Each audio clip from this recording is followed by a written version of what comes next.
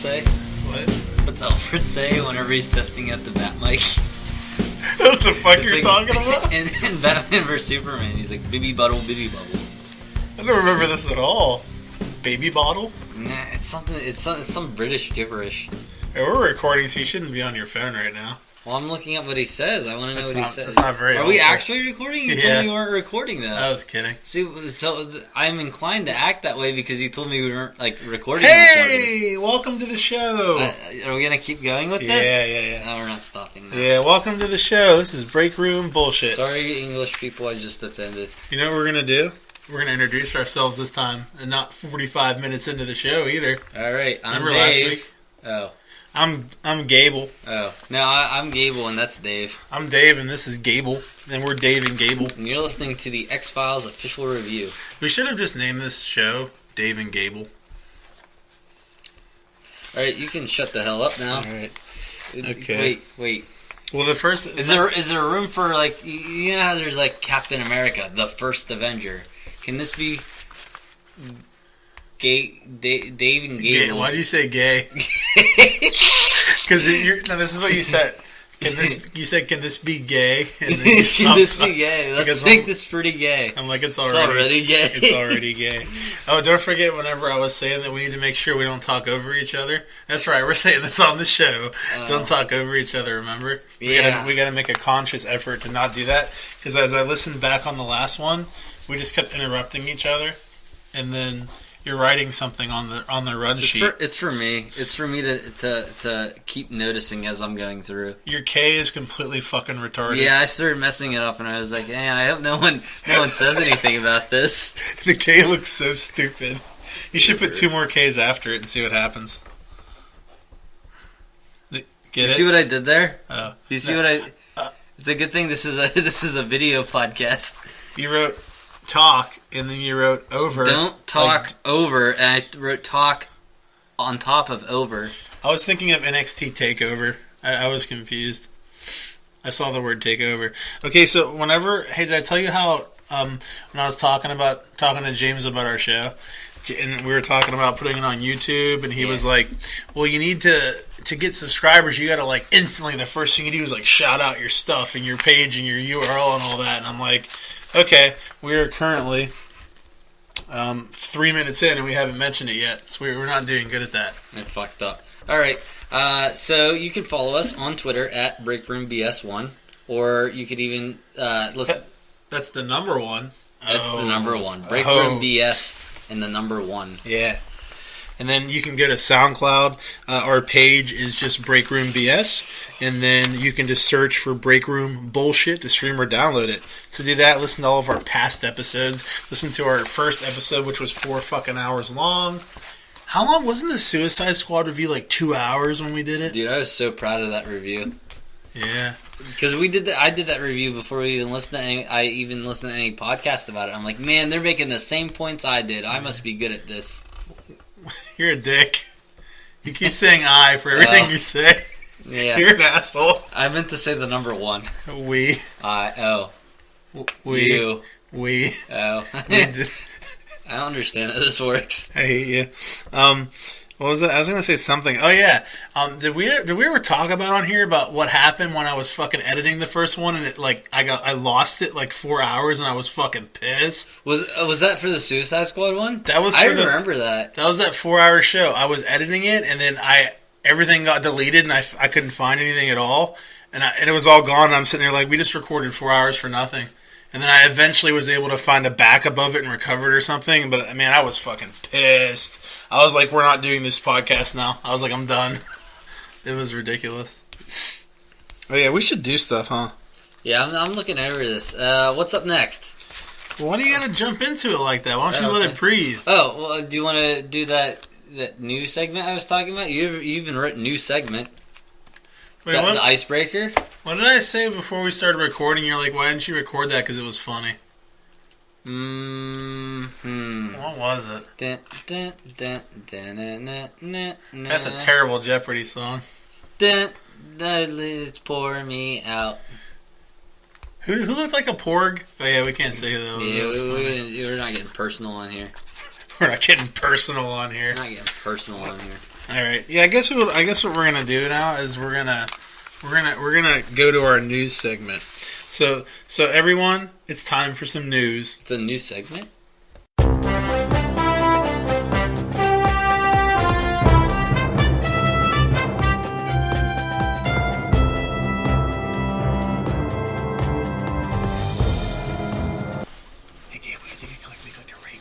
No, we can't make any more rape jokes. No one's going to listen to this for rape jokes. And here we are with breaking news. A xenomorph raped a chicken. Game over, man. It's game over. All right, and here we go. Let's do some news. Oh, we're doing this? All right. Oh, I have none of the stories in front of me. This is great. You don't know what's coming. I'm completely caught off guard here. All right, here we go. Caught off guard. I don't even know why you're laughing right now. Okay. Gable's drinking alcohol. Thinks he's fucking manly. I can drink fucking peach schnapps. I'm so cool. Is that what you're drinking? No, it's a Long Island iced tea. That sounds kind of fancy and cool, I guess. It's a TGI Fridays Long Island iced tea. Does that make it less fancy and cool? Was like the umbrella in the straw? Like, I fucked up. I fucked up. I meant to say was the umbrella in the can. It wasn't in the straw. Yeah, when you pour it out, it comes out like a Cracker Jack box. It's almost like a resistance. Toy. It's almost like a resistance ring. Yeah, it's pretty cool. I hate you. All right, here, let's go with some news. Here's our first news article we have this week. Oh yeah, and by the way, we haven't done news in about a year, so there might be some older articles that we just wanted to give our opinions on. Yeah, but for the most part, these are only like a couple weeks. Fuck, that's old. A couple weeks old. I mean, oh no, that's not. I thought it said something else. I was gonna say this is from like 2 days ago. I thought it was a confirmation that she would be directing it. It's like that came out a while ago. Yeah, you need to stop talking. Okay, Patty Jenkins hints that Wonder Woman 2 will stand alone. Yeah. Okay, here we go. I'm gonna read this now. You ready? Yeah. All right, here it comes. Tell me about this. This sounds interesting. While Wonder Woman had 1, 2, 3. While Wonder Woman had little direct links to other heroes besides a letter from Bruce Wayne, Patty Jenkins has told Entertainment Tonight that the Wonder Woman sequel she's developing may be an entirely standalone affair. This is what she said. This part right here is Patty Jenkins talking, okay? I'm Patty Jenkins. I make retarded fucking dumb movies, and I fucking sound like a dumb twat. That was Patty Jenkins. It wasn't that bad of a movie. It wasn't that good of a movie. Sorry. That was the Motley laugh after. Even when you showed me, I was like, eh. Everybody else got it, Gable. Motley Crue laugh? Everybody else. A Motley Crue laugh? Everybody got it but you, Gable. Everybody. Even everybody. Okay, this is what she actually said. We're actually making a totally different film with a lot of the same similar-like things that we love, but it's its own movie completely, so it's not two to us. It's an entirely new adventure together that we couldn't be luckier to do. So it sounds like they're just going to pretend the first one didn't happen. No, not like that's not what I mean. They're not going to connect it to the first one in any way. It's not going to necessarily be a sequel. It's just going to be another Wonder Woman movie. Yeah. Okay. Yeah. I mean, it's as long as they don't connect it more to that awful Justice League movie, that's fine. While it's not unheard of for a direct sequel to a big superhero film to take a radical departure from the original, Jenkins' freedom to carve her own path into DCEU could mean more autonomy for other filmmakers who come to play in the sandbox in the future as well. They don't really know what the fuck they're doing, so I wouldn't be surprised if... I mean, this next article is pretty related to that, actually. New Line's Walter Hamada to oversee DC film slate for Warner's. You hear about this? I saw the headline, but I figured you were picking out news articles, and I didn't want to read it too much and keep with the theme. Oh, you're fucking psychic over here, this guy. All right. You fucking know everything. All right. Sorry, I thought you were going to pick out good news. Hold on, my balls itch. Maybe next time I'll just... My balls. just assume that you're going to ignore the big headlines. My balls are good. Stop talking over me. I waited every time. Know. It was very obvious. It was so obvious. I don't know if it was obvious to the listeners, but it was probably obvious as we looked at each other and like gazed into each other's eyes. And then I kissed you. Yeah. Do you ever practice kissing on a hand? No, I just use the living room pillow. I use your cat. That doesn't make any sense, really. Not to them, at least. Roscoe's like, why are you kissing me? Your cat talks. Stop molesting me. Why are you kissing me, sir? Why are you kissing my asshole, sir? It keeps getting worse and worse. Oh, boy. Oh, that's fucking great. My face hurts. So, here I'm not reading this. We're 50 minutes into this already. Yeah, bro. Man, what? This is 5. I hate you. Okay, so the gist of this first paragraph is that Justice League sucked, so they're getting someone to help make their DCEU better, and that's Walter Hamada. Hamada's ascension marks yet another chapter in the ever-shifting struggle to find an overall guardian of the DC brand, similar to the whole Kevin Feige, Marvel, I'm good at this type thing. As president of all DC-based film production, Hamada will inherit the DCEU during a crucial transition period where only one film, Aquaman, will see release in the calendar year in December 2018. I can't believe that's not till 2018. Aquaman's still a year away. I know, and dude, I just they make it sound like whenever I read articles about it, it's coming out like in a few months. Yeah, is there a trailer yet? No, there isn't, is there? No, I guess it's just surprising because DC's normally like out there with their trailers. Remember, Juan was basically like, "Yeah, my Aquaman's not going to be fucking dumb like in Justice League and have bubbles or some shit." Yeah, the what's his name? Aquaman. No, the fucking director, Bruce Wayne. I'm done. James Wan. James Wan. Yeah, I like James Wan. Yeah, so that'll be that's interesting. What's his last name? Hamada. Yeah. Anyway, that will give the new team a chance to reassess a series of films that previous regime had developed, including Flashpoint, Man of Steel 2, Green Lantern Corps, Suicide Squad 2, and Batgirl. There's also Matt Reeves' upcoming Batman film, which may or may not be connected to the DCEU, and is likely to not have Ben Affleck. Dude, I have some... Wait, and there are also several... Listen to this, they're all over the place. There's also several Joker-related properties in development, including a standalone 80s gangster film from Todd Phillips and Martin Scorsese. Is that what that's going to be?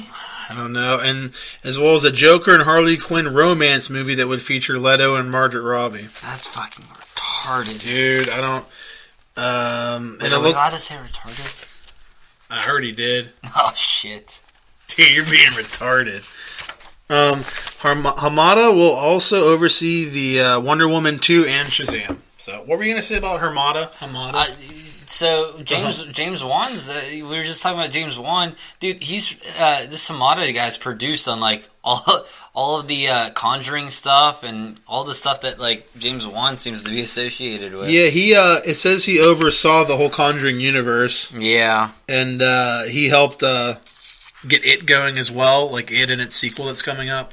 Okay. So yeah. That was part of that paragraph where I summed it up, and of course you would bring that up, but that's fine. You're a fucking...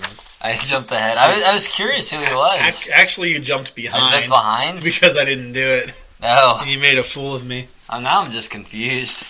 Yeah, I was curious who we're dealing with here. I mean, I like the Conjuring movies, and he seems to tie them together very nicely. Yeah, I'm like... As everyone knows, I'm a huge horror fan, and I love the Conjuring movies. They're good. Just the Conjuring movies, though. Not fucking the spin-off. Annabelle sucks, in my opinion. Did you see the new one? Yeah, I wasn't a big fan. I even heard people say they like the new one and like just ignore the other Annabelle one. I don't know. I wasn't a big fan of it. I didn't see either. Dude, they're like the whole... I saw the Conjurings, and that's it. The whole movie, there's a girl in a wheelchair, and, like, you feel so bad for her, but then, like, she's the one that the demon takes over, and it's like, this poor girl is just getting fucked more and more. I'm like, this is mean. This is an Annabelle? Yeah, she had, like, retarded legs or something and couldn't walk, and I'm like, this is mean. You know? She was like Jimmy in a wheelchair. Like, I was going to bring up, what was that last Chucky movie? I wanted to say Timmy, because Timmy was retarded in a wheelchair, but what? The Curse of Chucky and Cult of Chucky. Yeah, Cult was the last one. What does this have to do with that? We got off a tangent from the Conjuring movies. Wait, no, I just want to get something straight. I went off on a tangent from The Conjuring. So we're talking about Annabelle, and I'm mentioning, and you're like, yeah, like Chucky. It's like dolls. Okay, I was going to say, what does this have to do with it? You're like going off a tangent. You were talking about the... Go on. Sorry. You're talking about the girl with the messed up legs, and that's like in the new Chucky movies, is what I was saying. Oh, that's why I thought of that. It makes sense. You connected it, and they're both dolls. That's crazy. See how that all comes around? They're dolls and handicapped. Mm-hmm. We just pointed out two similarities. Similar. Very similar thing. All right, moving on. Ben Affleck talks about Batman and whether or not he'll play the role again. Basically, he gave no information. Next.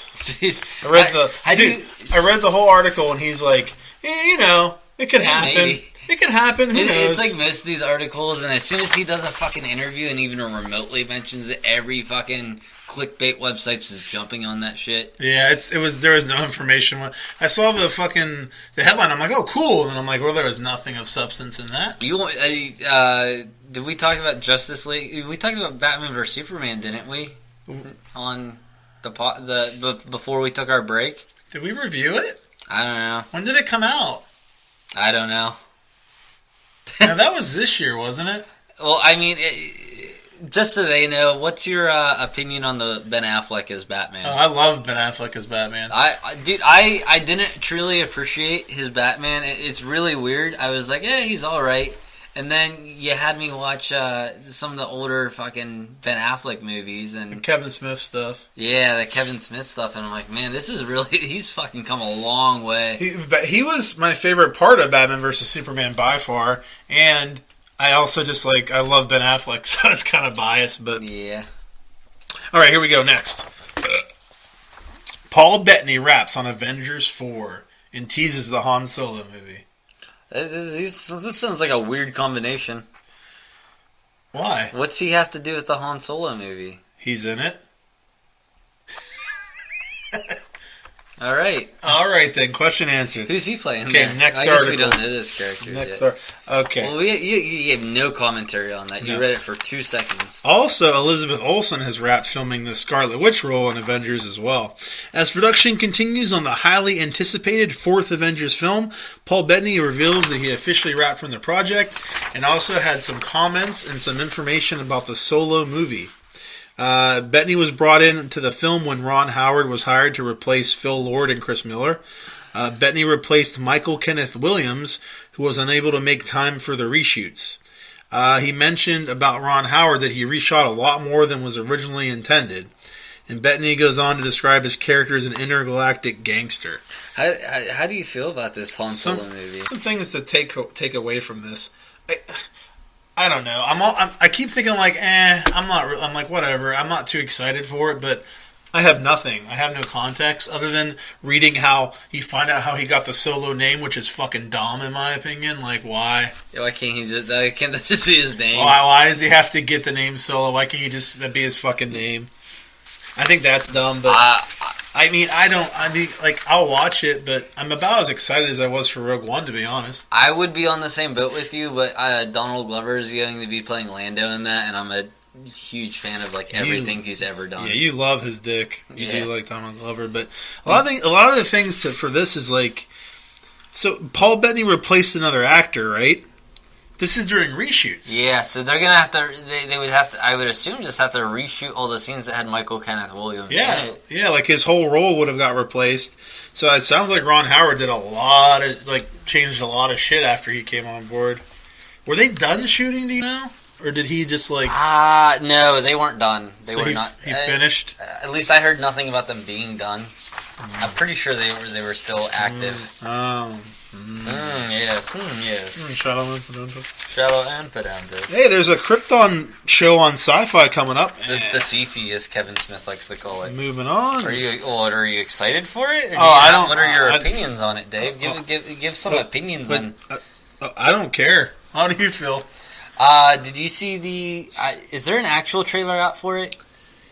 I remember there was one that leaked a while ago. I'm like, a lot of this stuff looks like shit from a Zack Snyder movie. And I'm really... Well, Man of Steel specifically. Cream pie. That's what I kept seeing. I was trying to read this, and every time I saw the words Cameron Cuff, I just kept thinking cream pie. I don't know. Cameron Cuff. I don't know. That was weird. I mean, I need to see more about it, but that leak trailer that came out a while back looked pretty good. Cream pies leaked too. Yes, they Anyway, do. let's move on. Yes, they do. So you're intrigued, is what we're taking away I'm from intrigued. I'm gonna follow the project, and then if it starts to look stupid, I'll put it back in the garbage can. this. Okay, we have a couple Star Wars things to talk about here. All right. First, let us. I'm sure everyone knows about this. Is a couple weeks old, but Mark Hamill's initial disagreement with The Last Jedi's version of Luke Skywalker and Rian Johnson's response to criticism of the film. In a post from YouTube, we see an interview with Mark Hamill talking about his thoughts about the character in The Last Jedi. I'm assuming he's talking about a line in the movie because he just goes, or he could, I don't know. He goes, Luke would never say that. I'm talking about the George Lucas Star Wars. This is the next generation of Star Wars. I almost had to think of Luke as another character. Maybe he's Jake Skywalker. He's not my Luke Skywalker.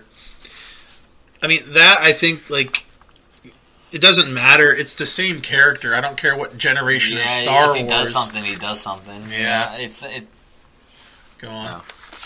If he does something, he does something. I mean, he's still the same character. I agree. I agree with what you're saying. Yeah, I think it's dumb to be like... I mean, it's like he's trying to justify that the character isn't the character he played, you know what I mean? It's too different. But I don't know. But then let's go with some Rian Johnson. Director Rian Johnson posted on Twitter about some fans' negative reaction to the film. The goal is never to divide or make people upset, but I do think the conversations that are happening were going to have to happen at some point if Star Wars is going to grow. Move forward and stay vital. I mean, I kind of see what he's saying. It's like people are going to disagree with some aspect of it, I guess, no matter what. Yeah. There's going to be conversation, some not contradiction, some disagreement, no matter what. I mean, look when The Force Awakens came out, a lot of people spoke out against it. Yeah. Maybe not as many as for this movie. This movie was a little more. Force Awakens was a little more safe, I might say, and then this was a little more daring in some of the choices made. Choices and decisions made. In some situation paid out, and others did not, like with Leia being the Man of Steel. That's what it was. The sun brought her back. I didn't even fucking think of that. The sun. It was the sun. It was the sun. It was Soul's green. It was her Kryptonian souls. Green sun. Yeah, I mean, I know it's out there. I read before Rian Johnson's response to Mark Hamill's specific criticisms about Luke Skywalker. Like, he commented about, like, I can't remember what he said, but he did respond to it. This is more like Mark Hamill doesn't like the character in the movie, and Rian Johnson's completely connected response. You know what I mean? It has nothing to do with what he said. I mean, basically for Mark Hamill, he envisioned something different for what he wanted from the character, and he didn't get that, so he... Like most of the people who didn't like the movie, they got something different than what they expected, and that's why a lot of them are mad. I mean, you actually had legitimate reasons, but... do you think... But I mean, what Mark Hamill is basically saying here is that the character wasn't written as Luke Skywalker. I mean, if anyone's going to know how Luke Skywalker should talk and act and behave, wouldn't it be Mark Hamill? Now, do you think that he's saying that and he truly believes that, this version of Luke Skywalker isn't Luke Skywalker? Like, he wouldn't do that. He wouldn't do these things. He wouldn't say these things. Or do you think he's just using that as an excuse as he just didn't like it? You know what I mean? Like, do you think that he really believes that the character was written too different? Or do you think he's just, saying that out of anger? I don't think he thought deeply enough about... I don't know. I don't want to say that it's, beyond it, because, I mean, people would take things differently, so maybe he just truly does think... I can't tell you for sure. Yeah. I'd have to talk to him and figure out pick his brain. We can set up our next interview. Yeah, let me call Mark Hamill right now. Mr. Hamill. Hold on, he's in my contacts. Mr. That's a good place to have a contact. He's under Teddy Bear because we send each other emojis. That's cute emojis sometimes. That's cute. Yeah. That's cute. You jealous? Yeah. I'd have sex with him probably. All right, now, speaking of Star Wars, let's talk a lot of Star Wars here. Star Wars Episode 9, Filming Locations plus Rey's Parentage. That's the name of the article. Let's just read and discuss some things. Basically what this is saying, J.J. Abrams' Episode 9 filming locations are already being eyed. There's a twist, however. Scotland's Daily Record is reporting that a new Star Wars movie will shoot on Scottish locations, including Argyll and some other fucking place. Some islands, I'm guessing. It's called The Rest and Be Thankful, whatever. But the newspaper says the movie it's filming is the first of Rian Johnson's recently announced new Star Wars trilogy. Which doesn't make a lot of sense. So they're saying, so what's the snag? The fact that they mention it's Johnson's trilogy has to be false, since they claim shooting in Scotland is going to be this June. Johnson only announced he's starting development on his trilogy, which will not be connected to the Skywalker saga, so there's no chance they could be shooting from 6 months from now. So basically, they must be shooting Episode 9, and whatever newspaper said that is dumb or lying. That's not really, I don't really care that much about that. I mean, my opinion on it is that it was probably the newspaper just being like, oh, this could spark some controversy. I could see that for sure. Some attention. I could see that for sure. But even if they had to retract it, they still got some attention. So I personally am scared for the Rian Johnson trilogy. I mean, this isn't really a long conversation. I wasn't the biggest fan of Last Jedi, so I am not looking forward to it. You like Last Jedi, so you are. That's pretty much the end of it. I wouldn't say I'm looking forward to it. I'm just open. I need to know what it's about first. Yeah. And if it's about Jar Jar, I'm out. Yeah, I don't... Hopefully it is. Did you hear about Tommy Wiseau wanting to direct the fucking Star Wars movie? Who's that? The guy from The Room. No. Yeah, he came out after the Disaster Artist came out, and there was an interview with him wanting to direct the Star Wars movie. Oh. I'm sure Disney will let that happen. Why wouldn't they? You know? They like making money. Making money. Abrams pitched his vision for the final chapter in the Skywalker saga to Disney on December 15th. Previously, it was set for a May 2019 release. It is pushed back to December 2019. Abrams' film will be made with the working title Black Diamond. Okay, I don't understand this. Like, the whole reason... I might have told you this before. Yeah, you got mad as soon as I told you about it. The whole reason that you give a movie a code name is so people don't know what the fuck it is. And it gives you the privacy of filming, and they don't upcharge you when you rent stuff. Yeah, because even in the one documentary when they were talking about Return of the Jedi, they mentioned they called it Blue Harvest because if they know you're filming Star Wars, they're going to charge you fucking 10 times the rate for filming or doing stuff. Right. That's the reason we're doing it. What the fuck are you doing announcing what the secret title is like before the fucking movie even starts production? I couldn't even imagine like what benefit you're getting from it. It's not like what's it called, Black Diamond? Yeah. It's not like we're gonna walk into Hot Topic or some shit and see Black Diamond shirts for the next Star Wars movie. Dude, I really hope we do. If there are, I'm probably gonna buy it. I bought into the porgs. So. Yeah. Oh Jesus, the fucking porgs. So you can sell me on any fucking marketing. Now here's something I did not know until I saw this, and this really intrigued me. An interview with Daisy Ridley with Rolling Stone back in November stated that Abrams and Johnson both came up with the same explanation of who Rey's parents were. So what Kylo is telling her is likely the canonical truth. I did not know that they collaborated on that, on who her parents were. It was, what's her name and who? What? The collaboration. It was J.J. Abrams and Rian Johnson. Oh, they both came. Okay. Yeah, it's pretty neat. That's interesting. How do you feel about that? I think that I already hated Abrams. All this did was make me still hate Johnson, and now hate Abrams a little bit more. Yeah, because I remember you were mad that Johnson was you were like they had no plan, so Johnson did this. Yeah, but that also could be interpreted as Johnson was making his movie, he's writing his movie, and he's like, what should we do now? Abrams is like, yeah, what should we do? Okay, let's do this. That still doesn't mean there was a plan. Right. They could have just both came up with it when making that movie. Yeah, whenever I hear a news story about J.J. Abrams and it being the supposed truth, it's really hard for me to believe because there are a lot of... I can't recall any specific ones off the top of my head, but I remember there being a lot of rumors that he like spoke and said one thing or another, and it would be a complete lie. Yeah. and it being a lie. That happened a lot with Star Trek. He kept saying, Abrams? Yeah, he kept saying over and over again that it was not Khan and Into Darkness. It's not Khan. It's not Khan. He's just a fucking liar. And it was Khan. Yeah. All right, what do we got here? Okay, here's two articles that go hand in hand. Game of Thrones. HBO confirms Game of Thrones won't return until 2019, and someone else confirmed that Rick and Morty will not return until 2019. Yeah, that's is this part of the same article or no? I added the second part in because both news sucks. One a little more so than the other. The Rick and Morty one definitely sucks more, right? Yeah, I agree. Yeah, I was just talking to someone about that tonight. I was like, dude, that's fucking 2 years away. That's pretty much 2 years away.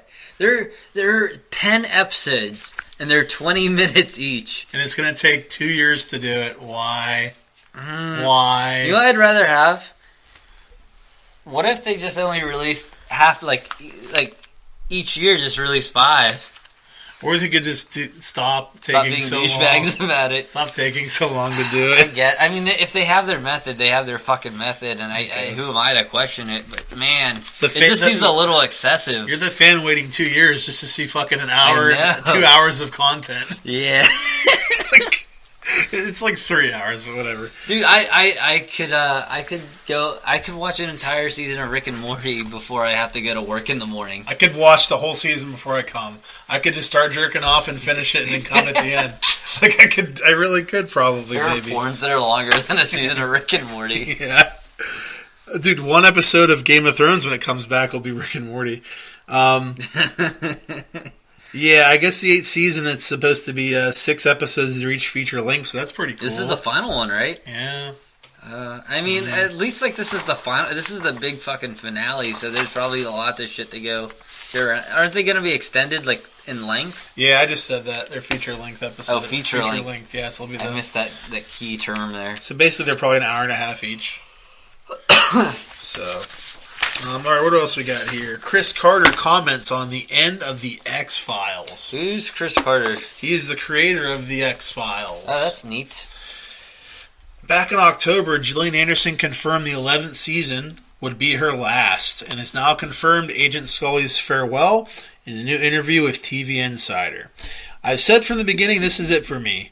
I was a bit surprised by people's reactions to my announcement because my understanding was that this was a single season. Chris Carter responds, for me, the show has always been Mulder and Scully. Let's disregard all the seasons that didn't have both of them in it. So the idea of doing this show without her isn't something I've ever had to consider. Clearly he did.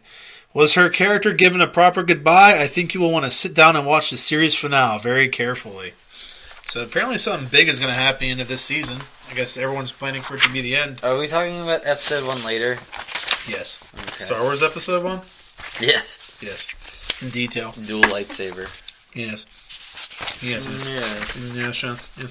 All right. Untitled Cloverfield movie has been moved from February to April. That's not really a big deal, but the main reason I put this in here is we haven't discussed this yet, really. The Untitled... He's trying to read the article. The Untitled Cloverfield movie, the third in the series, has got yet another release date, moved from February 2018 to April 2018. Why are we calling this a series? Okay, I just would like to state a loose term. That this is another movie where this was not intended to be a Cloverfield movie, and they just took it and rewrote it again. Is this that God particle thing that I'm looking at right there? Yeah. Yeah. But it's untitled. Is this... Let me give you the plot. It's probably called the Cloverfield particle. That's the title. Dude, what? I wouldn't be... What if it is? The Cloverfield particle? If it is, that's fucking dumb. Dude, that one was called 10 Cloverfield Lane. That was also fucking dumb. Dude, it's going to be called the Cloverfield particle. You're right. I like 10 Cloverfield Lane. It was really kind of dumb. The plot for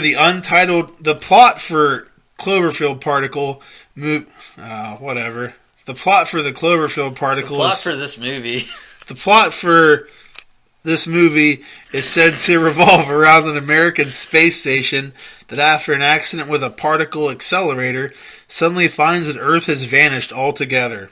Things get stranger when they pick up traces of another space station nearby. Dude, this is the best episode we did thus far. It sounds cool. Yeah, dude, I'm into it. I'm sold on it. I mean, I like both the Cloverfield movies. It's just their franchise, their universe building is very obscure. Yeah, it is. It's very obscure. They suck. This is our best one so far, huh? By universe building, it's like just kind of picking out of the scraps of Hollywood there. Well, you don't want to make that movie? Cloverfield, baby. We got it. Cloverfield. All right, time for a Dave rant coming in the near future. You know who should make a Cloverfield movie? Is Quentin Tarantino. I hate you. I deserve that. You're a piece of shit. I don't have much else to say. All right, so before I talk about this, let's just go over the article. Mark L. Smith, who wrote The Revenant, has been chosen to pen the upcoming R-rated Star Trek movie from Quentin Tarantino. The idea for the film came from Tarantino, who will likely direct. J.J. Abrams will produce the film. Nothing to say on that? This is fucking Was that the last? stupid. That was the last one, huh? Yeah. Man. Hey, the news has been 30 minutes. That's not bad. Okay. Star Trek has always been about having an idealistic future, right? Like a future where there's like no starvation, there's no fucking greed, money isn't even a thing. It's about this great future to build towards. It has drama and violence in it, but that's never been like the focus of the show. It's never been about that. It's been about like discovery and trying to like make humanity better and stuff like that and exploring, okay? How the fuck does any of that relate to a fucking R-rated movie? A Tarantino movie. It fucking doesn't, okay? Like, a hard R is like a bastardization of everything that Star Trek fucking represents. It's not fucking Star Trek. All this is a fucking ploy to try to do something fucking different to make people like interested, just so like more people will see it. They're just using the Star Trek name, basically. That's all it is. They're like, hey, we're gonna call this Star Trek. It's gonna be an R-rated sci-fi movie, and people are like, holy shit, an R-rated Star Trek! I gotta check that out. Yeah, this seems like it's really a fucking like shot at Star Trek's character. You know what? Fuck J.J. Abrams. This is his fault. He said okay. He thought it was a good idea. He could have said no. He sure could have, and then Paramount wouldn't have been okay, because apparently they're just going to suck Abrams' dick and let him do whatever the fuck he wants. It would be much better if Disney owned Star Trek. That would make everything okay. It would be, because they wouldn't make an R-rated fucking Star Trek movie. As much shit as people talk about Disney, they fucking know how to put a franchise together. Yeah. Like, arguably Star Wars at this point. Some people will disagree. Definitely the Avengers. I mean, if anyone thinks they're putting a franchise together wrong with the Marvel movies, then they are fucking out of their mind. I agree. The Marvel movies couldn't be done any better at this point. Dude, I kind of got happy because I've been on that Alien kick lately, and I'm really excited to see what Disney does going forward with the Alien movies. Hopefully something good. If people think they're not going to make an R-rated Alien movie, they're fucking out of their minds. Just like they're going to make an R-rated Predator movie. Dude, everyone complaining about fucking Deadpool not being rated R. You can't just get rid of the fucking R rating and just expect the movies to still be good or still do well. You have to stick with your fucking... Well, I keep telling people, Did they're I say like... fuck enough? No. Okay. Fuck. Like, people are like, oh, they're gonna... I'm like, okay, Disney didn't get to where they are by being stupid. Disney is trying to make fucking money. If they make Deadpool PG-13, it's not going to make as much fucking money as an R-rated Deadpool would make. I guarantee you. You would make the fans who are already fans of it unhappy. Yep. You would not bring in the same crowd because you're dulling down your film. Yeah. You'd be. I agree with all. That's all for news. That's all for the news. Yeah. Oh no. Where's my run sheet? Oh no. Oh dear. You want to borrow mine? I can let you borrow mine. No, I want to use mine. I found it. All right. Oh, cool. Thank God. Without this, I wouldn't have known we're going to break now. Excellent. Oh, Jesus. Let's go break some shit. We're going to go to break. We'll be back. Breaking the law. Stop.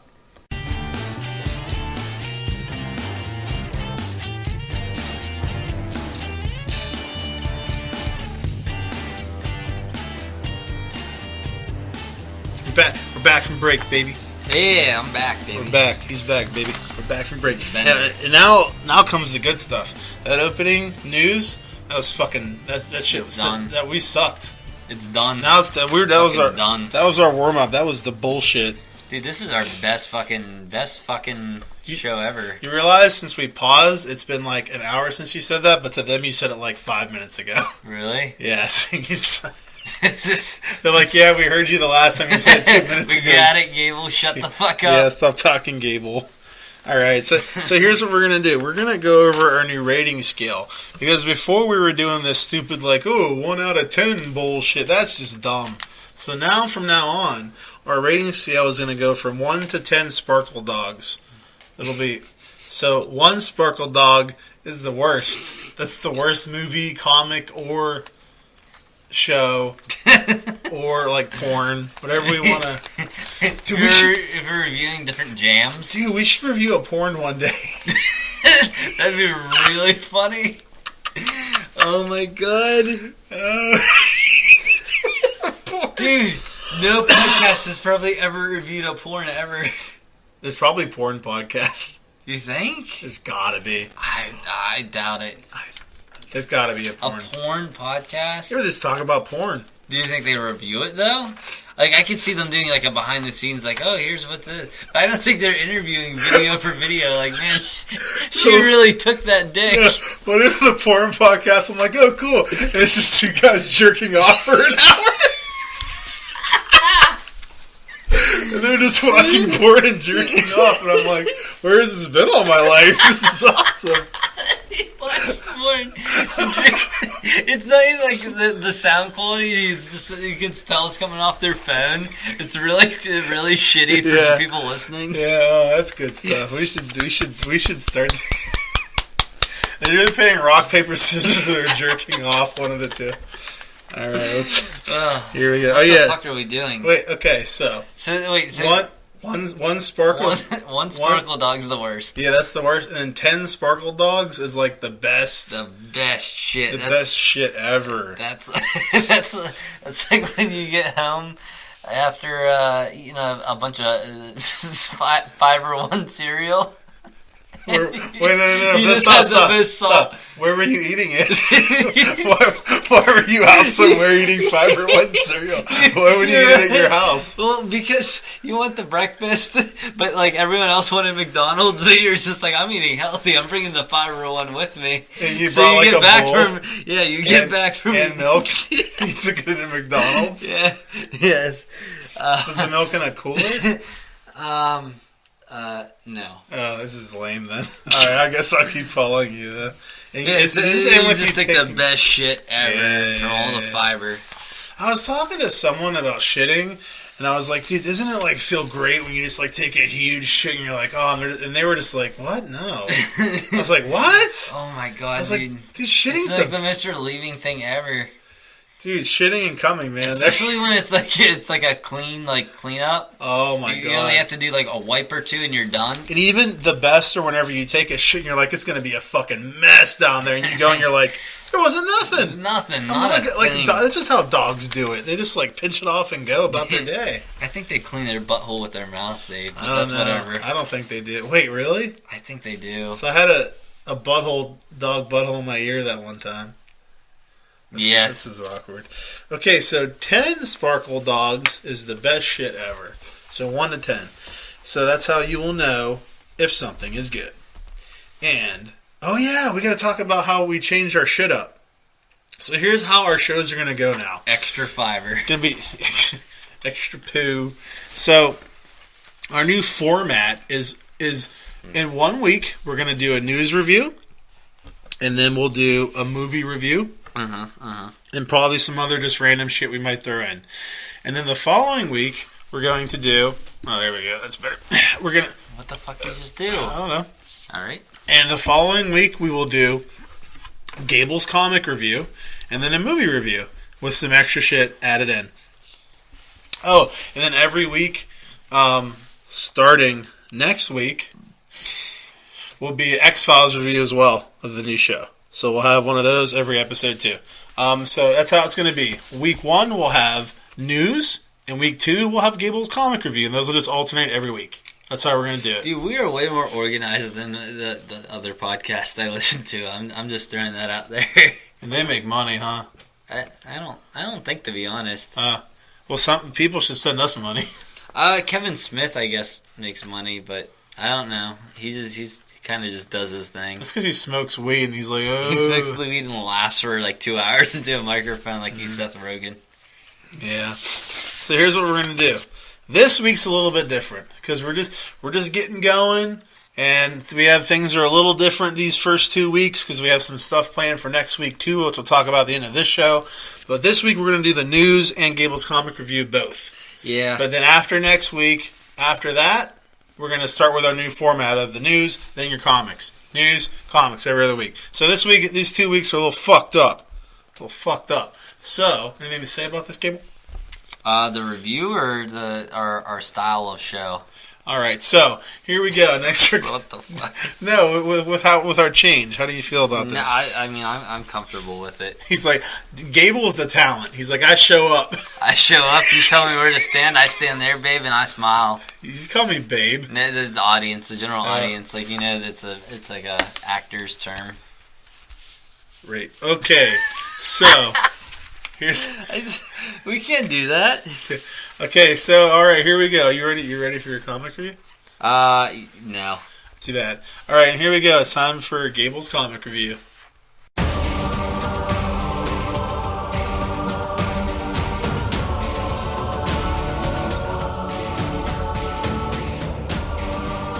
All right, here it is. You ready for this? All right. All right, I hope you're ready for it. All right, so I just first off, like, because this is like the first one I've done in a while, I didn't take any notes, and there's a reason for that. There's a reason.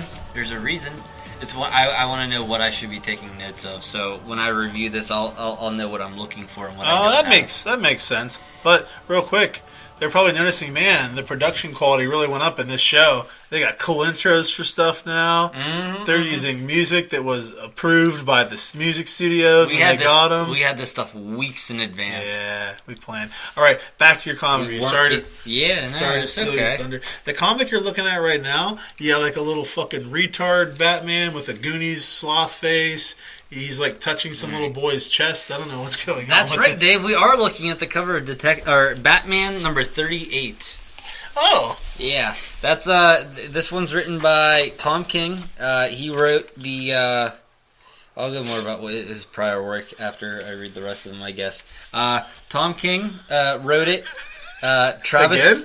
Yeah, Tom King wrote it twice, 3 times now. He did all 3 drafts. What are you thinking about giraffes? What do giraffes have to do with it? You're an asshole. I have a lisp. Pronunciation. Travis Moore did the pencils and the inks. And, that's right. He's a tracer, too. He traced his own work. He's an inker. And then, how would you pronounce that? Julia, it's Julia, right? Julia. I'm going to say Julia Brusco did colors. How come the C and the O are so big on her name, I don't fucking know. Riveting shit. The O's are really big over down here. All the rounded out letters like C's and G's. The G's also look pretty big. All right. So now that you guys can also see this, this was if you remember from the last time, which I'm sure all of our listeners remember, Pen. Go on. If you remember from last time, I'm sure I only read the Marvel Unlimited stuff. Cheap motherfucker. I paid $10 a month, and I still do that, and I read as much as I wanted to from Marvel, and man, do I now see the errors of my ways. I was missing out on the good stuff because it was Marvel, and Marvel sucks. Yeah, you didn't At least now it does. Yeah, back whenever we were doing this before, you were big into Marvel, and you seemed to come. You talked to me about, you bitched to me like a little fucking baby about this all the time. How DC has the fucking awesome comics are the shit, and then like Marvel has the great movies, but Marvel's comics are fucking nothing compared to DC's comics right now. Yeah, it hasn't changed. Nothing's changed. Yeah. Tom King, the guy who wrote this one, he wrote the Vision comic that came out, I think, like last year or the year before. It was last year, 2017. And he had probably about an 18-issue run, maybe 12-issue run on the Vision. And I was a big fan of his work then. Just the stuff he did with the character, with Vision having a family, and the family trying to be more normal. It wasn't like an action-based comic. It was more of a heartfelt family story. Oh, like warm the cockles. Yeah, and you can kind of see that general style or vibe in his work in Batman. Like the other two or 3 issues I have involves like a basically, you remember the beginning of Up? Have you seen Up? Dude, the beginning of Up is the saddest opening to a movie of all fucking time. His Batman Annual #2 is basically an Up story, but with Batman and Catwoman. You just see them go through all stages of, well, not all the stages. You see them meet, and then you see it flash forward ahead to Batman dying, Bruce Wayne dying of cancer. Jesus. Yeah. But back to Up. How can a movie in a let's talk about like in a world where I'm someone that would cry in a movie like a little bitch. Yeah. How in that movie does myself, David Smith, cry every fucking time? Like 10 minutes into a movie. Dude, it's fucking... What the fuck? So it's just like that, huh? It's a really just well put together story. They're more of like... They're not based around action, like I said. They're more there to give you a sense of emotion when reading the comic, rather than like a fuck yeah, kick his ass Batman type feel. So Bruce Wayne dies of cancer in it? Yeah. I don't know if that's technically canon. I don't know if they're implying that's exactly how he dies. Bruce Wayne? Bruce Wayne. It flash forwards to like when he's like 70. Catwoman. What are you confused about? So this takes place like with Bruce Wayne's kid? No, this goes back to present day. The annuals are generally more of like a I don't want to say side story, but like it's not a lot of the time they don't pertain to the story going on with the bi-weekly or the monthly comics. An annual is just like a once a year thing, and normally it's like extra thick. It's like a standalone type thing? I wouldn't say standalone, but it's not necessarily... Yeah, you could buy it by itself and not... So you're saying this is something where like they fast forward to the future when Bruce Wayne's really old and he's dying? This is not... No, I was talking about the other issues that I had. Oh, I gotcha. Just to give you a general vibe of what his writing style is. And I was going to mention the other comic I have is... General Hux. Because in the comics currently, Catwoman and Bruce Wayne are engaged. So they've been... he's kind of been touching at his Bruce Wayne's relationships with Superman. Like they went on so that Lois and Clark could get to know Catwoman more. They went on a double date to the local fair, and this was going to take longer than I thought.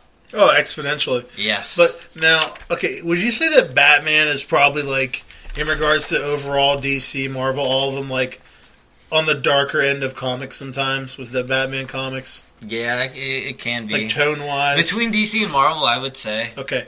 I mean, and Deadpool's kind of like an anomaly. It's like just an adult comic for Marvel. They're normally not like that. So I wouldn't say it's, like, super adult-like, no. Deadpool? Yeah, I mean... It's a lot more violent. It's more... they're all pretty violent. The rating systems are different with the comics. I mean, like, I don't know. Hold on, let me see. Teen. Where are you seeing that? The T. Rated T for teen. I didn't know that was a thing. Deadpool rated... Parental advisory. It doesn't say any letter. I'm not super familiar with comic book ratings, to be honest. Teen. Well, so my question is... maybe it is a little more adult than the average comic. Deadpool? Yeah. I would think so, too, just based on what I hear about when you talk about it. But sure. Okay, so, well, not including Deadpool, do you think Batman might be, like, one of the first comics to have, like sex scenes and stuff? Because they don't do that in comics, huh? Like, actual, like, Batman, like, fucking... ironically, fucking Catwoman doggy style? Yeah. That's funny, because she's a cat. She's a cat, yeah. You think Batman could be one of the first ones to do that? You think they'll ever will do that in a comic? Fuck.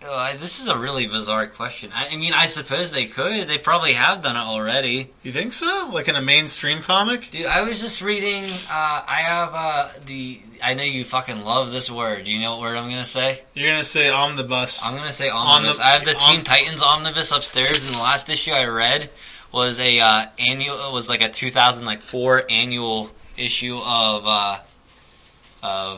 Teen Titans, obviously, where they've been playing around with Connor Kent's, which is Superboy, the Superboy of that time, and Cassie Sandsmark's I said her name out loud. Sandsmark's relationship, and she's Wonder Girl at the time. Do they fuck?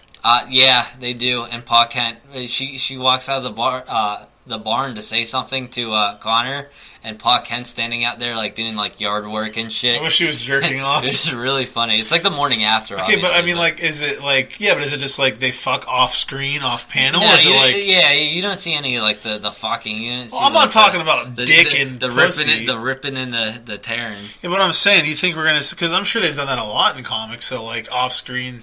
But you think we're gonna see a comic where they just show them fucking? Because comics are normally like more of a. They have adult comics online. I don't think they're going to be in like DC or Marvel comics anytime soon. I'm talking about like a mainstream comic. If it would be in one of the Max comics from like Marvel. Those are generally definitely the higher end of the parental advisory. I guess it wouldn't be out of the realm of possibility that Punisher would be fucking a girl in a comic, huh? I don't know if I don't know. I don't know enough about Punisher. You think he might like guys, you mean? I just don't think I think he might just be into killing people. You need to get back into this review. Yeah, you take me off at a tangent to talk about fucking in comics for like 5 to 10 minutes. It wasn't my fault. It was. That was only like 40 seconds. Right. So we're talking about Batman 38 here. And that's the current one that's out.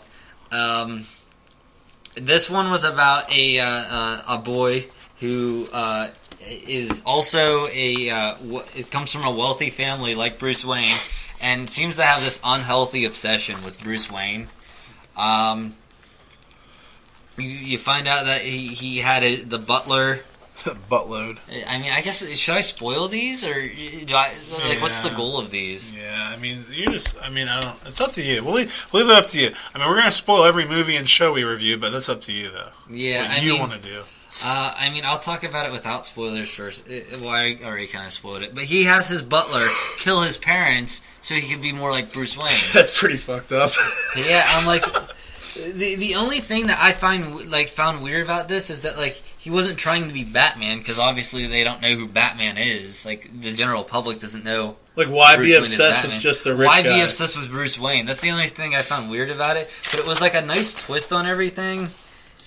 I don't know. You don't find it weird that he murdered his parents just to be more like someone? I mean, that's great. That's a pretty cool idea. Yeah, I mean. When my dad was still alive. There's subtle hints at it throughout the comic of him like talking to his butler. I hate what?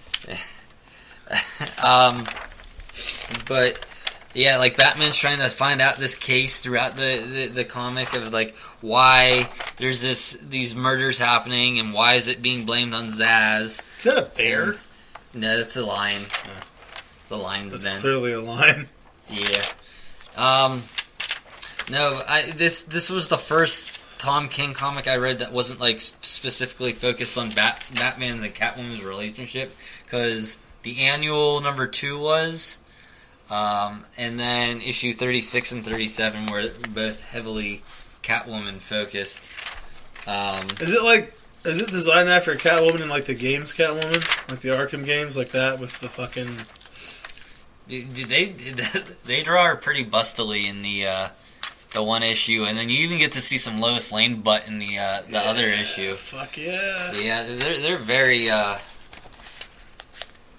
don't know. The word "sexy" feels weird to say. There's sexy. There's sexy in some of the drawings, I guess.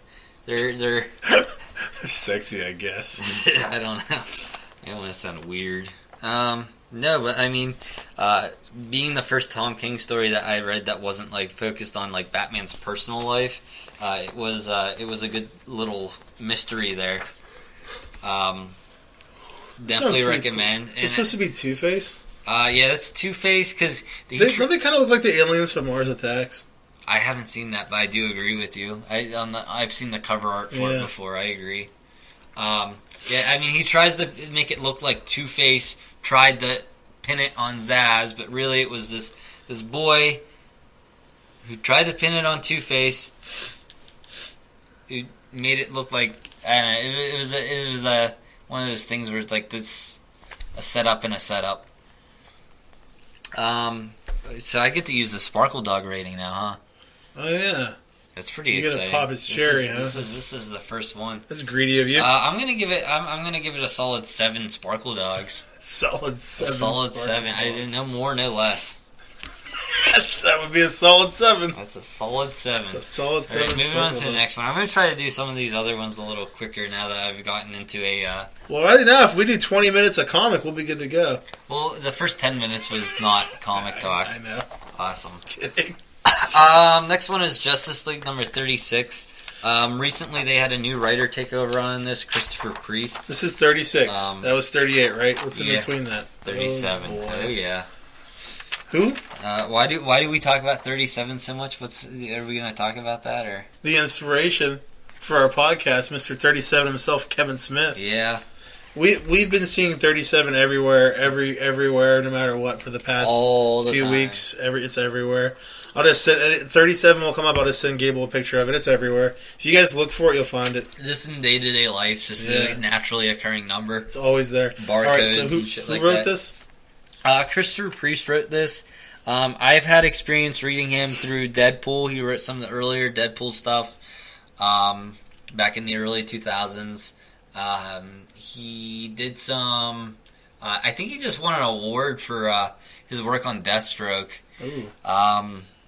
But they just had him take over on Justice League because I was reading I read some of the Justice League trades before he started on here. I can't remember. I think Brian Hitch was who was writing on this before, and it was just not good. Not good work at all. That's too bad. I was waiting ever since I started buying comics. I only started buying issues, 2 months ago? But I've been waiting for them to, just change the writer and get a new feel. Because I did, like I said, read those Brian Hitch ones. They were not very, very great. They'd be 1 Sparkle Dog. Oh my. Maybe 2. So it's written by Priest. Is it inked by Little Boys? The art and covers by Pete Woods. Because the Priest touched Little Boys. I see what you're getting at. Yeah. Now, I mean, his comics are set up in like chapters, kind of like how a Tarantino movie set up in chapters. You know what I mean? Any help here? Clerks was like that, right? They'd put they'd put words, yeah. So here, the first segments leaders. Yeah. There'd be there's a title for each scene basically, and you don't see that a lot in comics, specifically in the Christopher Priest stuff. The Aquaman. Yeah, this is Aquaman here. So let me talk what this issue is about. In the prior issues, the Justice League's kind of getting blamed for blowing a FBI operation that they were trying to... I'm not even sure what the FBI's plan was, but there were nuns being held captive by these altruistic terrorist type What's that mean? people.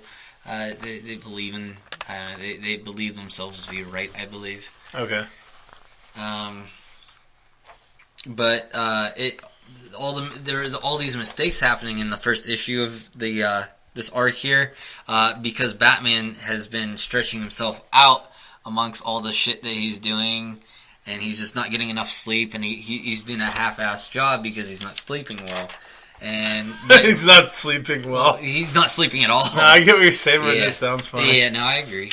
I mean, by the end of the issue, they agree to have Clark tell Bruce to step away from the Justice League because he's just not able to perform up to speed. Is Green Lantern a chick? There's just more mistakes. Green Lantern's a chick with titties. Yeah, if you're not up on the current stuff right now, there's a bunch of different Green Lanterns going on, like there's always been. But there's two newer ones: Simon Boz and Jessica Cruz. I think it's a diversity play. They're both a diversity play, but not in a distasteful manner, like how Marvel just kind of threw them all at you at once. Oh.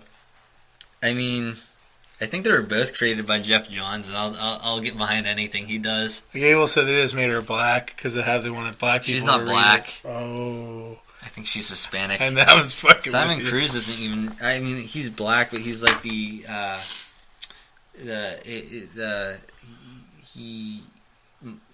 is Muslim the correct term? I don't think it is. I mean, at this point, you've said it. I said it. I don't want to be like racist, but I don't know the correct terminology. Does that make you racist by not knowing? No, I'm just ignorant, and I need it makes to be you taught more. an ignorant racist, right? Isn't there a term for that?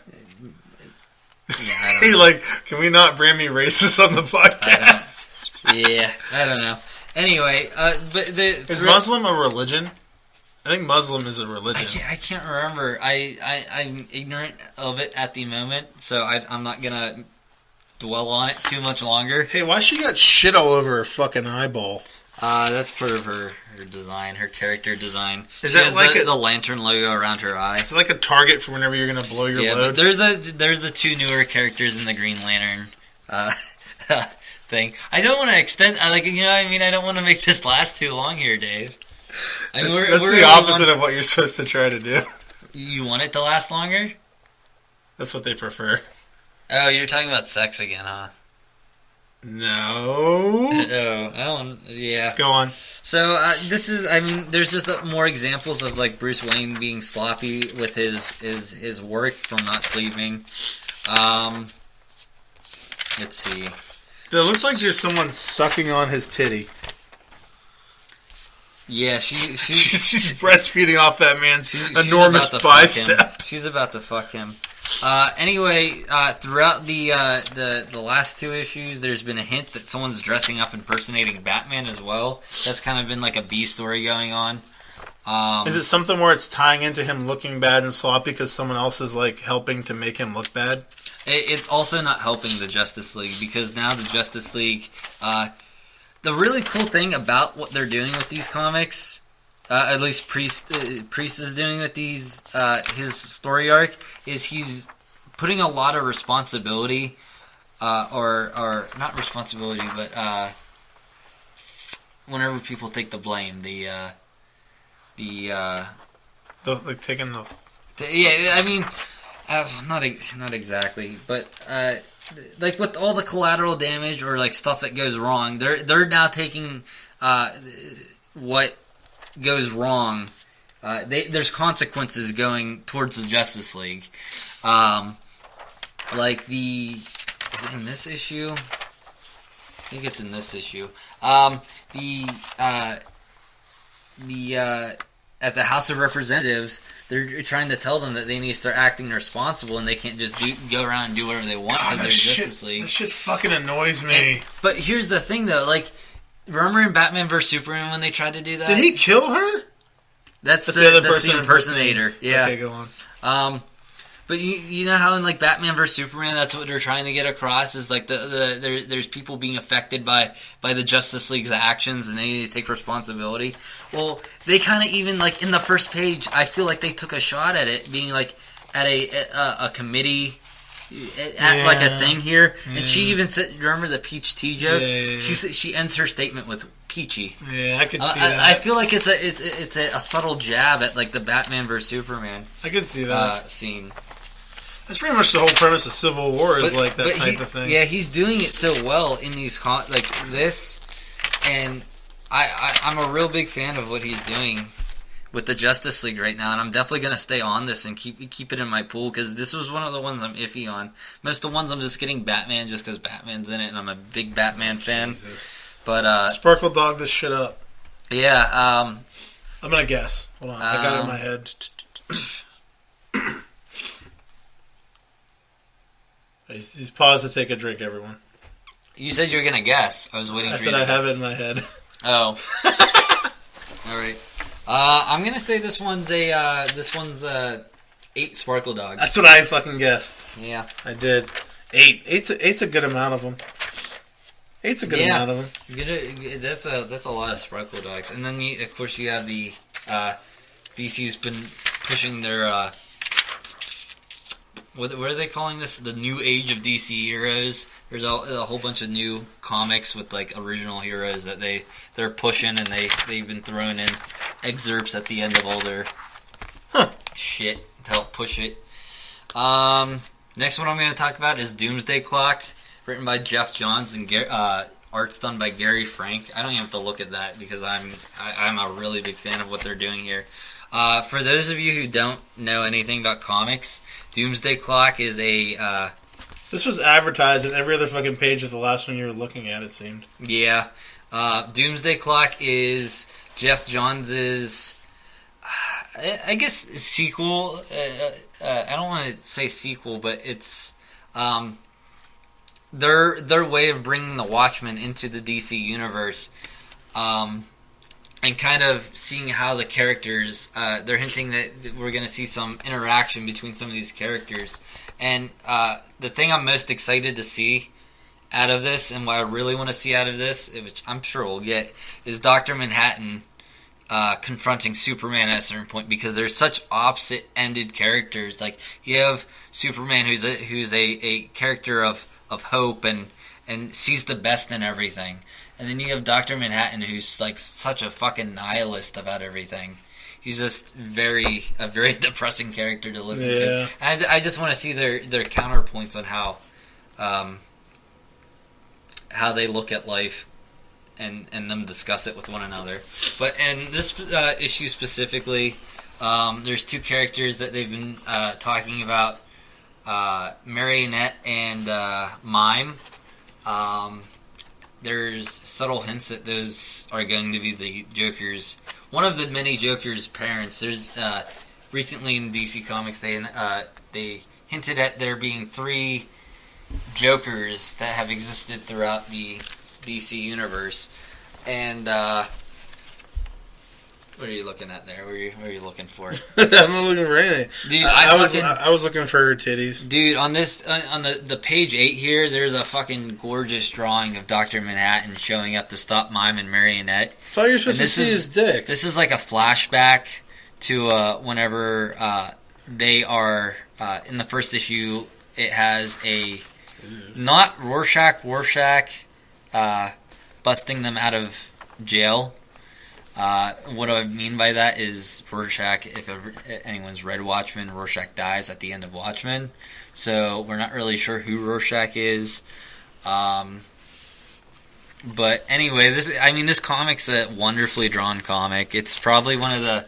I'm going to look for more titles with Gary Frank in the future. Yeah, I really like how his depiction of like I don't know, just facial expressions and everything like that. I really like the style in it. So yeah, I mean the meetup, it does have a lot of the classic like nine panel pages like from Watchmen. Yeah. Like the style, I think there's a word for it, like a skeleton. I don't know. I don't know enough about comic book terminology to say for sure. There's our reviewer. I don't know enough about comics. Yeah, I mean, I'm learning. That's why I keep doing it. I want to learn more. You know about 10 billion% more than this guy. Yeah. Hey, fuck you. But like I was talking about at the beginning, the cool thing about this is you're seeing these DC classic characters interact with these Watchmen characters, which I'm sure Alan Moore is fucking pissed off about, because Alan Moore hates anything that isn't his specific work. Like, dude, there was a prequel comic for Watchmen called Before Watchmen. He hated it. He hated that they were making a movie. He hates anything about anything that's done that isn't by him. He hates the V for Vendetta movie. He just despises it. Yeah. But yeah, I'm sure Alan Moore's flipping out and just hates this. Sparkle dog it. Well, no. I was going to talk about. No, I'm sorry. You moved it away. I'm sorry. I talked about at the beginning how like the cool thing is seeing these characters interact with one another, and in this issue, the big interaction is between Ozymandias. I'm not sure if that's pronounced correctly. That's how I've always pronounced it. It's Ozymandias. Ozymandias. I don't know. Okay, whatever. He interacts with Lex Luthor, and there's like a big like whose dick's bigger contest going on between their intelligence. Is that his dick? His hand on his shoulder on the cover? Osmondius. Yeah. Yeah. You can call him Dias. Whatever. And then there's the big reveal at the end. Spoilers if you are looking into this. I like a good reveal. But you watched.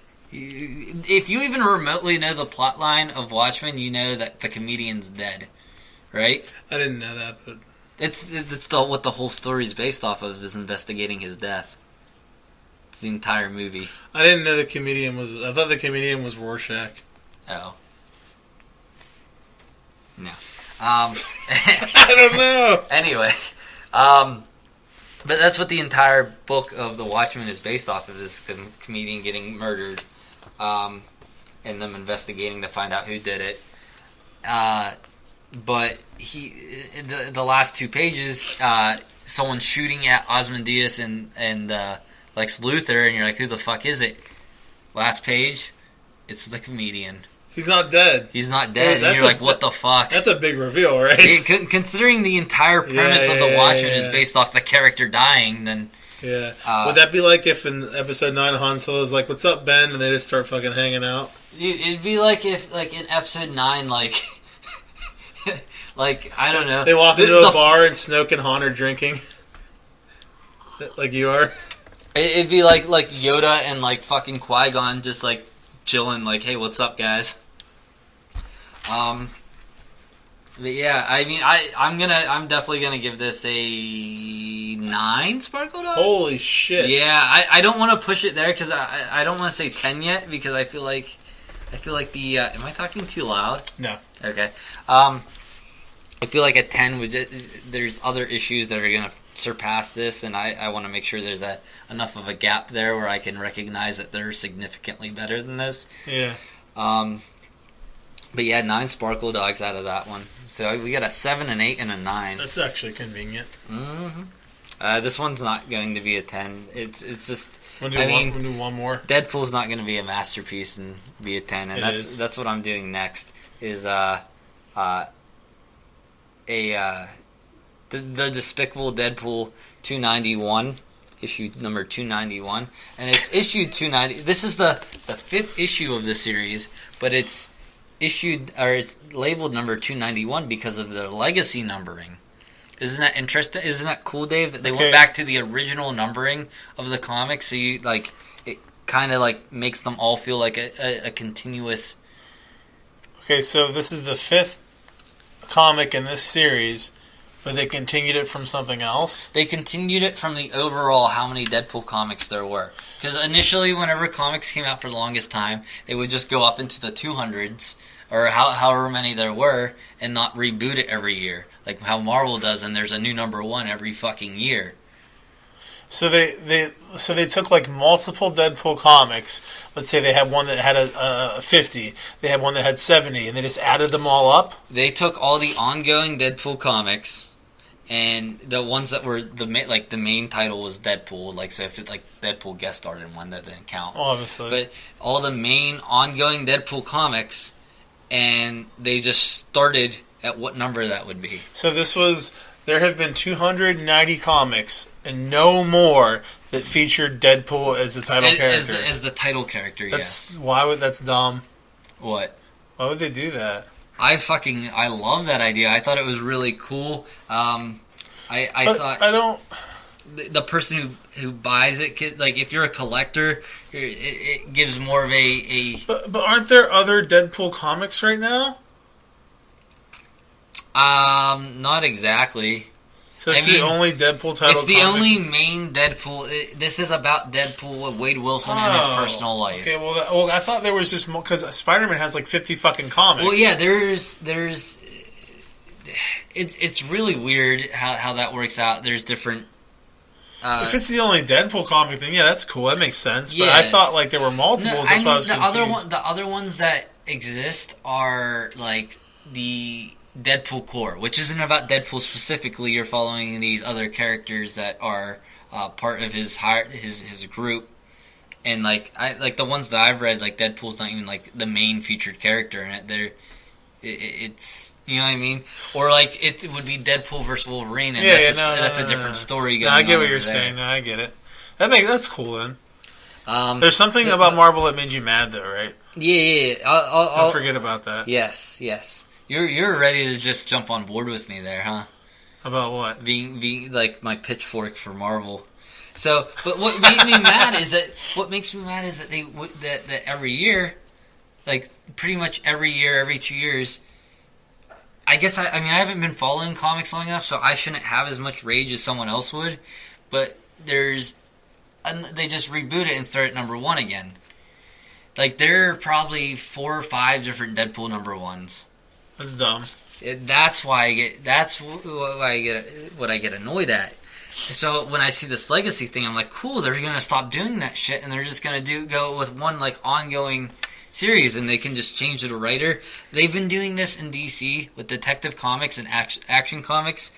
They haven't broke the numbering, and I think that's really cool about Action Comics and Detective Comics is because you feel like you're buying something of this long fucking legacy. You know what I mean? Yeah, that's cool. But I initially thought that there was like more than one Deadpool comic, so I was like, that doesn't make sense and is dumb. That would be confusing. Yeah, that's what. Here's where I'm getting mad. This is what just made me really mad. I just found out through an article, I guess this could be false, but this was in an article I read online, that the legacy numbering is specifically the build up so they could do a fresh overall restart to number 1s again. Dude, that's fucking retarded. I got drawn I would have bought Deadpool either way just because I'm such a fucking Deadpool fanatic, but like that's kind of like what made me want to buy it in the first place. So I'm like, this is a new beginning. I can start reading this forward, and it's going to be this long, ongoing story. It defeats the purpose of doing that if you're just going to start over with 1 again. Exactly. That's why it makes no it's sense. very counterproductive. And so is that dumb? This comic? No, that they're doing that. Yeah. Okay, yeah, that's fucking dumb. Yeah. That's fucking stupid. It's the complete opposite though. Yeah, you're doing the opposite just to say fuck you to people and go back to what you were doing. But anyway, let's review this comic. Yeah, this is issue 291 or whatever the fuck with Marvel. Who cares? You said you like it. The comic I like, yes. No, the 291. You like that it's 291. I do, but now I'm like, I have that like grain of salt. Shit. Sorry. But now I have the fucking grain of salt. It's just like, I know why they're doing this it's now. Probably, the internet's never lied, but maybe this is the first time they did. Yeah, I don't know. But I mean, in the last few issues, Deadpool, in the previous series, Deadpool made a deal with Strife to get this cure from the future for this poison that poisoned his family. It's the simplest way I'm summing this up. So Deadpool, in return, has to kill 3 people for Strife. The very first one he gives, and with this whole story arc, what's the guess? The name of the story arc is called Deadpool Kills Cable. So who do you think Strife asked to kill? Strife asked Deadpool to kill. It's either Batman or Cable. It's Cable. You're right. Yeah, you're good at this. It was one of the two. But anyway, Deadpool starts attacking Cable at first in the prior issues. Cable's like, we can work this out and we can trick Strife. Don't worry, buddy. We got this. You need to turn the page. I can't stop imagining his dick. So they go into the future in the previous issue and get Cable from the future's heart. Cable's lived this long life. He's about to die, and Deadpool just shoots him in the face and takes his heart. Nice. So I mean, the thing with this comic is it doesn't. And one of the issues I have with a lot of Marvel comics is by the time you get to the end of it, nothing's really happened. Like you may be taking a step forward, and that's about it. That's good to hear. You don't go really far. So by the end of this one, he goes to deliver the heart to Strife. And Strife is just like, oh well, if you do that, I'm gonna take the cure away from your daughter. So Deadpool has to turn on Cable again, and that's about where it ends. And Cool. that's about where it ends. And I mean, he doesn't kill Cable, but he teleports away. And Strife thinks Cable's dead, and Deadpool's like, whatever, I did what you asked me. Now leave me alone and just give me the next name. And at the end of the issue, the big reveal is that Preston, if you've read Deadpool in the last, 6 years, there's a character called Preston who's taking care of Deadpool's daughter. She's stuffed in a box, and she's like one of S.H.I.E.L.D.'s androids. If you read, or if you watch Agents of S.H.I.E.L.D., you might know that they... At least I hear they do the android body thing. So if you die, they just put your consciousness into a android. Huh. So he found her stuffed into a box there. Stuffed into a box there. Yeah. It happens, you know. Sometimes you just end up in a box, dude. Oh, and the next name he gets is Steve Rogers, so he has to steal Steve Rogers next. So I am looking forward to that. Some Captain America in the Deadpool comics. I do enjoy the Deadpool comics, but I feel like I might be a little bit biased on the character. Jerry Duggan. Oh, the guy who's doing this, Jerry Duggan. I didn't give credits out. Jerry Duggan is doing the writing. Scott Koblish is the art. Nick Filardi is colorist. Colorist. Yeah. I mean, the colors are a little too dark for me, to be honest. I like the art. It's nothing mind-blowing, but it does its job. And Jerry Duggan's, he's created a lot of lore for Deadpool, whether it's like his daughter or the Preston family, I didn't prepare a list, but he's done a lot for the Deadpool character. I didn't prepare a list, but he's done a lot for the Deadpool character and his the story or the characters that surround him as well. Well, come prepared next time. Yeah, it's all right. I'll know what I need to have next time. Let's give that one a rating and call it a. That Deadpool comic gets a 4 Sparkle Dogs. 4? Yeah, it wasn't. It was all right. I'm gonna keep buying. I'm not gonna not buy Deadpool comics, so I That's low. Yeah, the other ones were better. That's probably the lowest it's dipped so far, and that was the end of the arc too. So, well, dude, you know what I just realized? I think you went for 37 minutes. 37. We're at 37 now. Yeah. I think you did. I don't really have much to... I probably won't go on too long about these other ones. Maybe Metal, but the Titans one I'll just go over real quick. So this Titans comic is part of a crossover event going on called Super Sons of Tomorrow. I don't buy Super Sons comics, and I don't buy Superman's comics. But because they're a tie-in to a Teen Titans comic, I kind of wanted to get the full story, so I had to buy those in addition to my Teen Titans comics this month. But this arc or this crossover event's being written by Peter J. Tomasi, he and Patrick Gleason. Peter J. Tomasi, I did not prepare his prior work, but he's done a lot of work for Superman. You need to come with a list of these. Of what they've worked on before. No, I was just kidding. Oh, sorry. I was kidding. You're like, sorry. Sorry. Pencils done by Ed Beans and George Jimenez. Inkers Ed Benice, Richard Friend, George Jimenez. Colors. There's a lot of people writing on doing this one. Colorist is Danae Ribeiro and Alejandro Sanchez. That's right. You sound like you're talking about Mexicans. Yeah. You're racist. Quickly, I'm just going to go over this one. I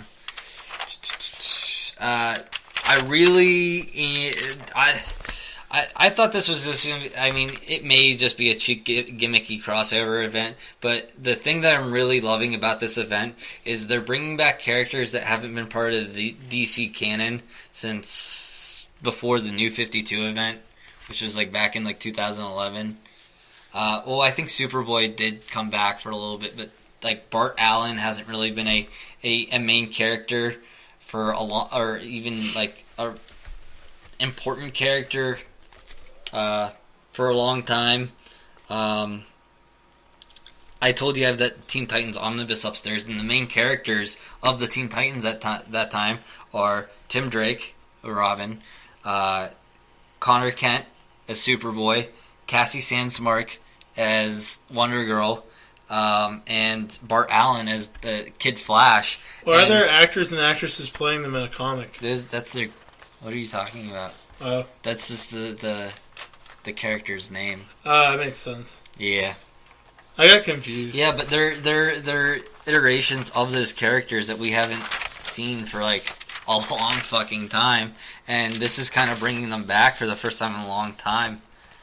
As I've said several times already. Bringing it back. But yeah, I mean, Tim Drake. There was like an evil version of Tim Drake that was going around that's like was set out to kill Superboy. Because Superboy couldn't control his Kryptonian powers and was going to kill a bunch of people with them, at least in his timeline. So he came back to this timeline here to try to stop it.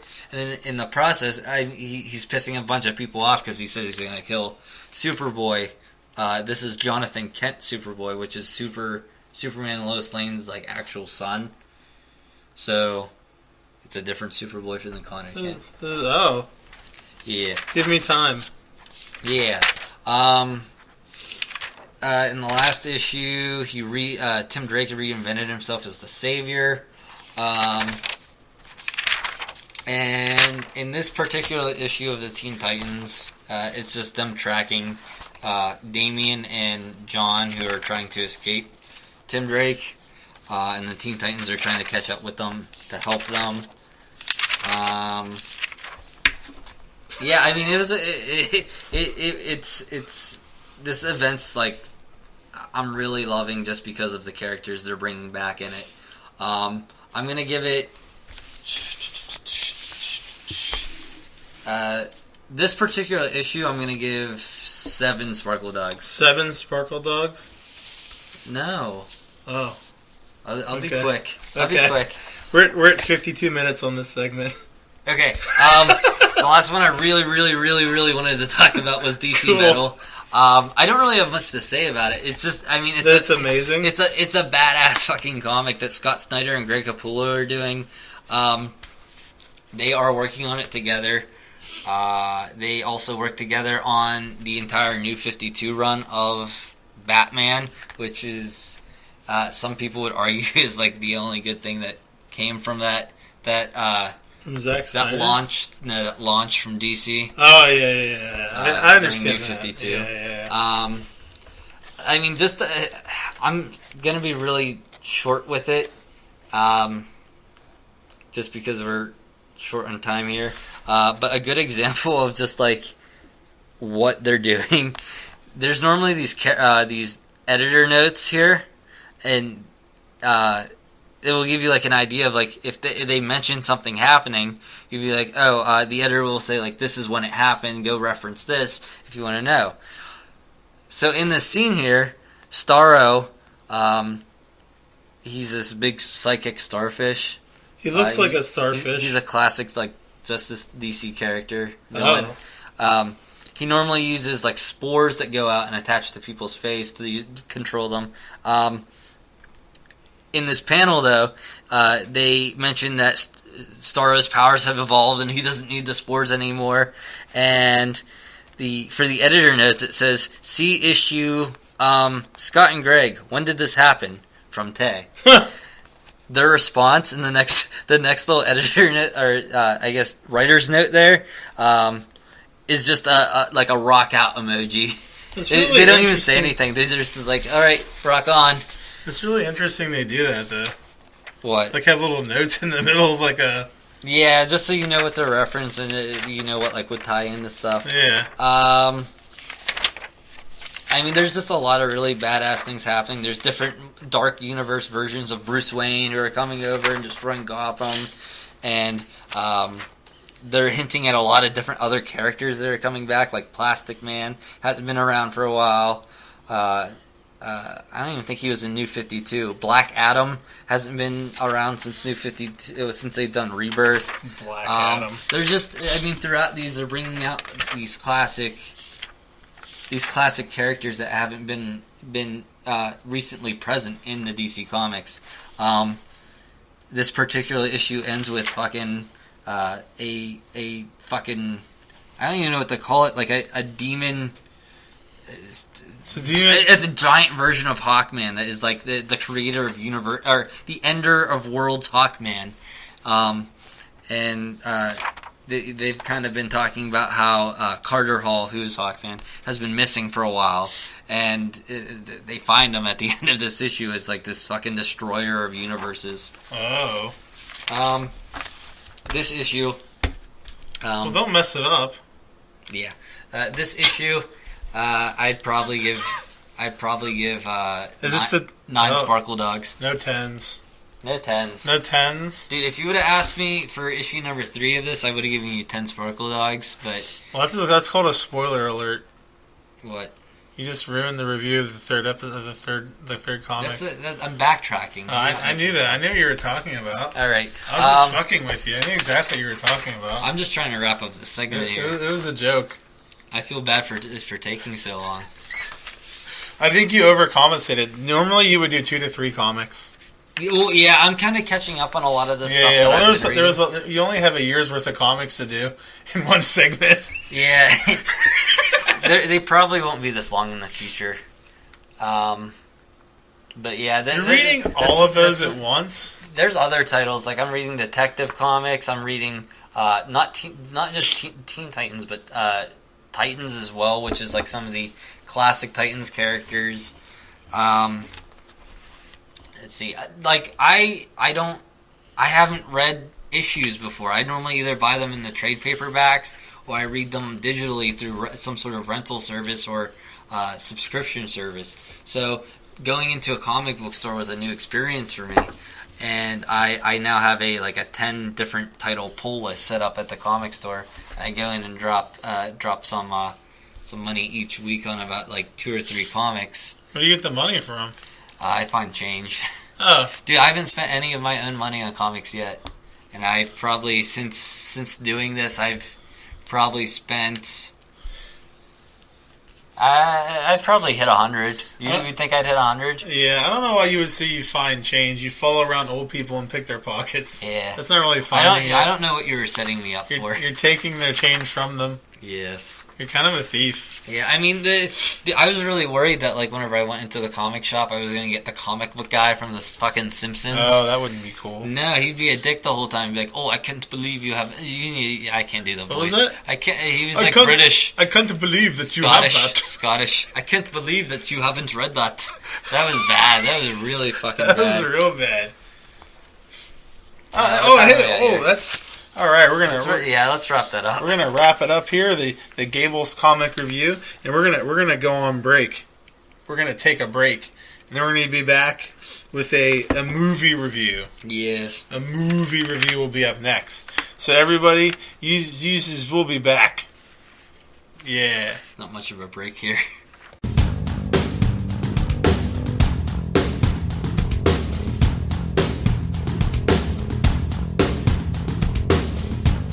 Right, here we are. We're back from break.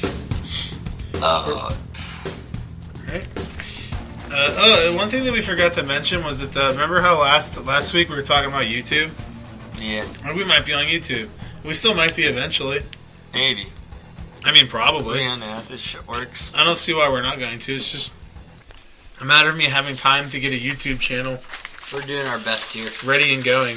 So, I mean, we'll let you know when it's there. So don't go, don't all you guys who are running on YouTube being like, where's my Breakroom bullshit? Because they'll, probably ban you or something if you say this shit word. Mm-hmm. You're not allowed to say shit, and you're not allowed to take pictures with corpses. Those are their 2 rules on YouTube.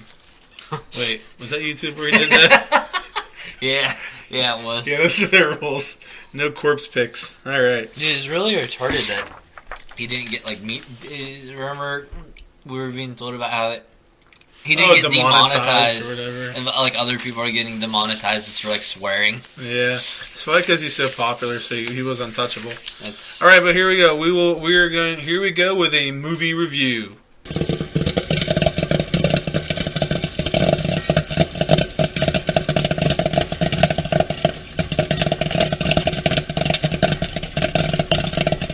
All right, let's do this. It's time to review. Wait, what are you smiling about? I thought we were doing like a pause or something for the music. We did. Yeah, I know. We did. I know. It was like a really quick pause. Just keep going. Well, yeah, it's the magic of editing. Yes. All right, here we go with the movie review. What are we reviewing? That was the pause. You ruined the pause. Oh no. No, I'm just kidding. I was fucking with you. We're reviewing Captain America: The First Avenger. All right, let's do it. Okay, yeah, right there. Yeah. What are you doing there? Fuck it. What do you have? Look at that shit.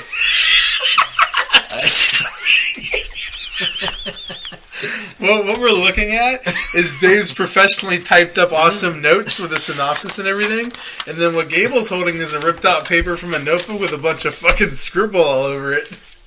That's what we're currently looking at here.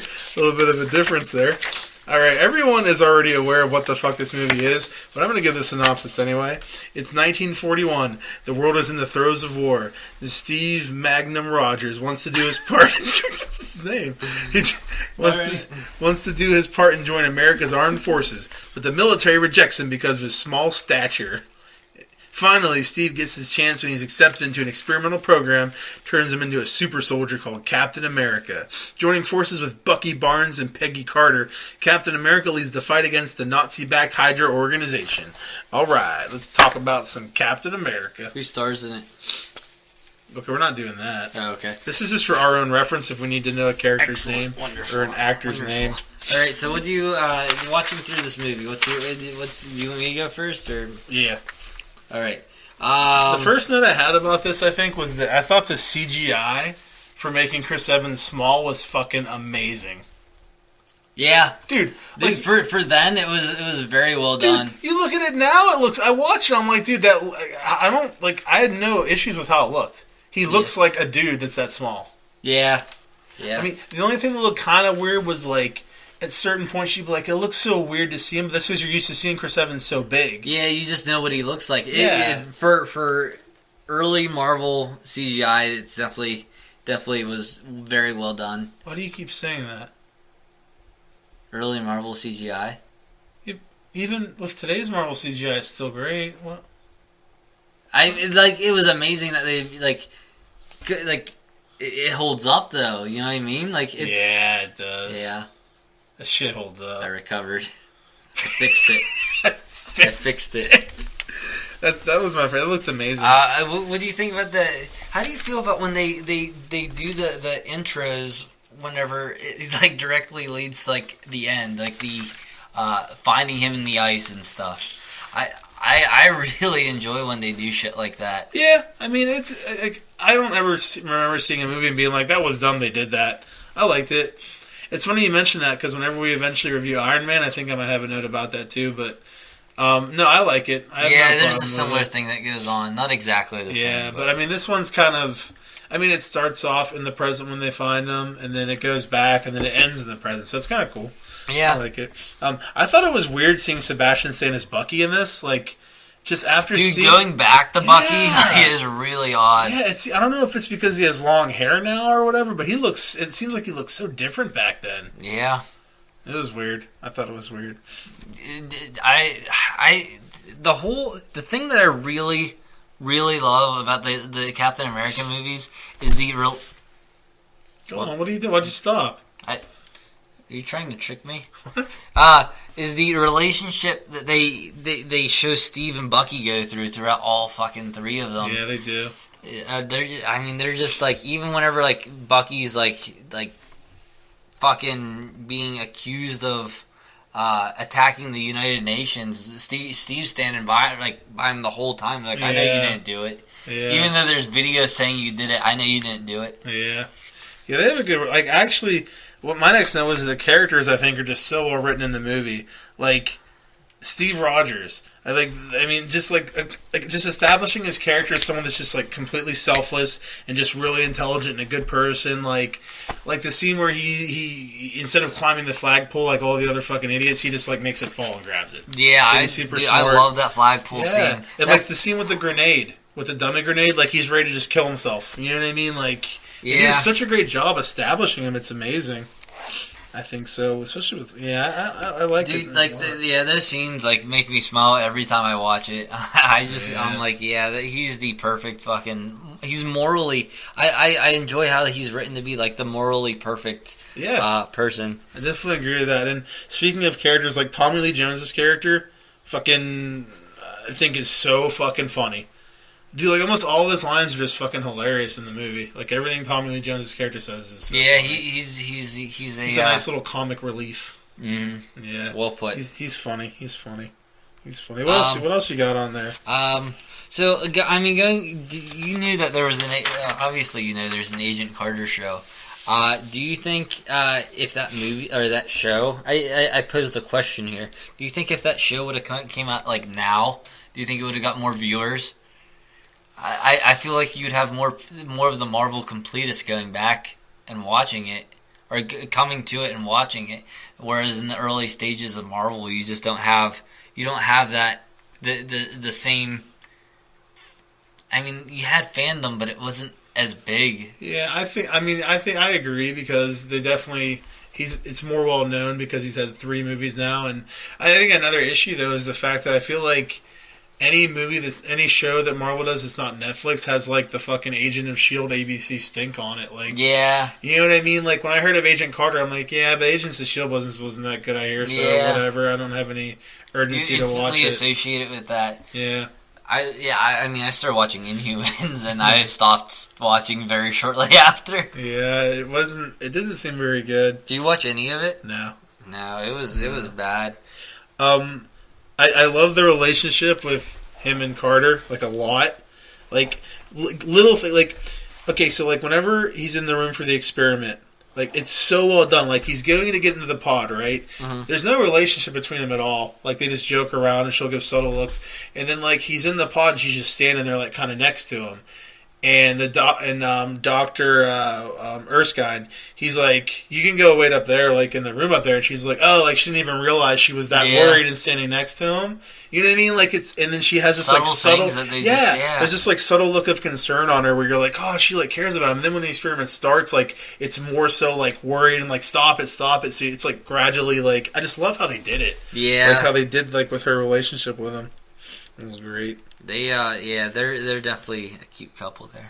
Oh, that's adorable. Guys. It's adorable. Let's see what's let me see what I got next here. I'd bend that fucking bitch over. What? Yeah, I mean to speak more on that, there's the you think she shaved? No, they didn't shave back then. She was hairy. All right.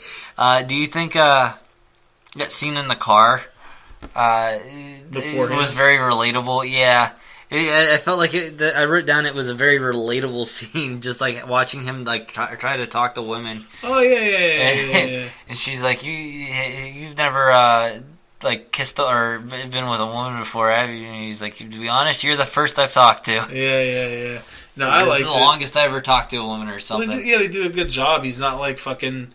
He's not fucking Tony Stark. He's not disrespectful. He's not disrespectful. He just, you can tell he sincerely just doesn't know what to say to her. And he's not like Tony Stark. Like I think the majority of people, guys, will relate far more to Steve Rogers fucking at any point in the series than Tony Stark. This fucking playboy is a ladies' man. For sure. Yeah, I mean, I totally agree with that. And this is right after.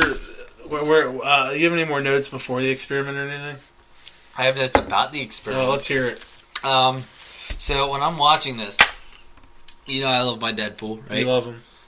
They inject him with that shit, right? And then they put him through something traumatic to help the shit like take place. Isn't that what they just did to Steve Rogers? Is Steve Rogers a mutant? I mean, yeah. Well, I was under the impression that I was under the impression it was just that they did that and they like used electricity to make whatever activate whatever. It was radiation in it. Sure, because there was like a knob that said it had some sort of radiation in it. So, like you would say, this radiation is some sort of severe trauma to the body, huh? And it mutated them. Yeah. Well, that's what they were missing from Deadpool. They didn't have to like beat the shit out of them. They could have just used radiation. Someone should have told them that. Well, they wouldn't be as fun. So Steve Rogers and Wade Wilson are both mutants. You're stretching, but I'll go with it. No, I am. I'll go with it. I am. Steve Rogers is an X-Man. That was a joking note. He's an X-Man. Yeah. He's an X-Man. There are similarities in the experiment, but I feel like a lot of the... Even like in science fiction, whenever there's experiments to characters like that, they're all very similar. I couldn't help but notice because they're both Marvel to compare them. Yeah, that's rude of you. Mm-hmm. So whenever the experiment happens, there's like exactly one tube that guy can steal. Do you notice that? Oh, that was just sitting there? There's exactly only one tube. Yeah. I was like, that's kind of odd that they like just like didn't have it like locked up or like... I mean, it was just like one spare tube in case one broke, I guess. Well, yeah, why would you lock it? It's the only one you have. You don't need to lock it up. You have to have it accessible in case you gotta hurry up and do another one. Do you have any notes on this this chase here with this guy? I do. One thing that it's like such a small thing, but I think it's so fucking great. Is it this? I can swim. No. It's the fact that like he's in this new body, right? And he's not even used to it. He's running so fast, he turns a bend and just fucking falls through a window. Because he's, you know what I mean? Like he's not used to it. He's not used to it and he's never gone like this, so he can't even control himself. He just fucking falls over. It's not like he trips. He literally falls over into a window and breaks through it. It's like little stuff like that's so cool. I like it. Like it's just like details like that. Like yeah. I always get caught up at the joke whenever the kid gets thrown into the water and Steve's like all worried, like, oh fuck, I gotta jump in and save him. The kid's like, I can swim. I got this. Go get him. Go get that guy. Yeah, it's good stuff. Who's who do you think's a scarier organization, or who's portrayed better as a terrifying organization? The First Order or Hydra? The fuck are you? What? The First Order. Who do you think's this? Like who? Where is it written better? As like, what would you be? What are you more intimidated by when watching these movies? You think Hydra's scarier than the First Order? I think the Force is scarier. The Force is scarier. So the fact that they can use the Force, I think, is worse. I'm not sure what I was thinking when I read it. I mean, all of them can't do it.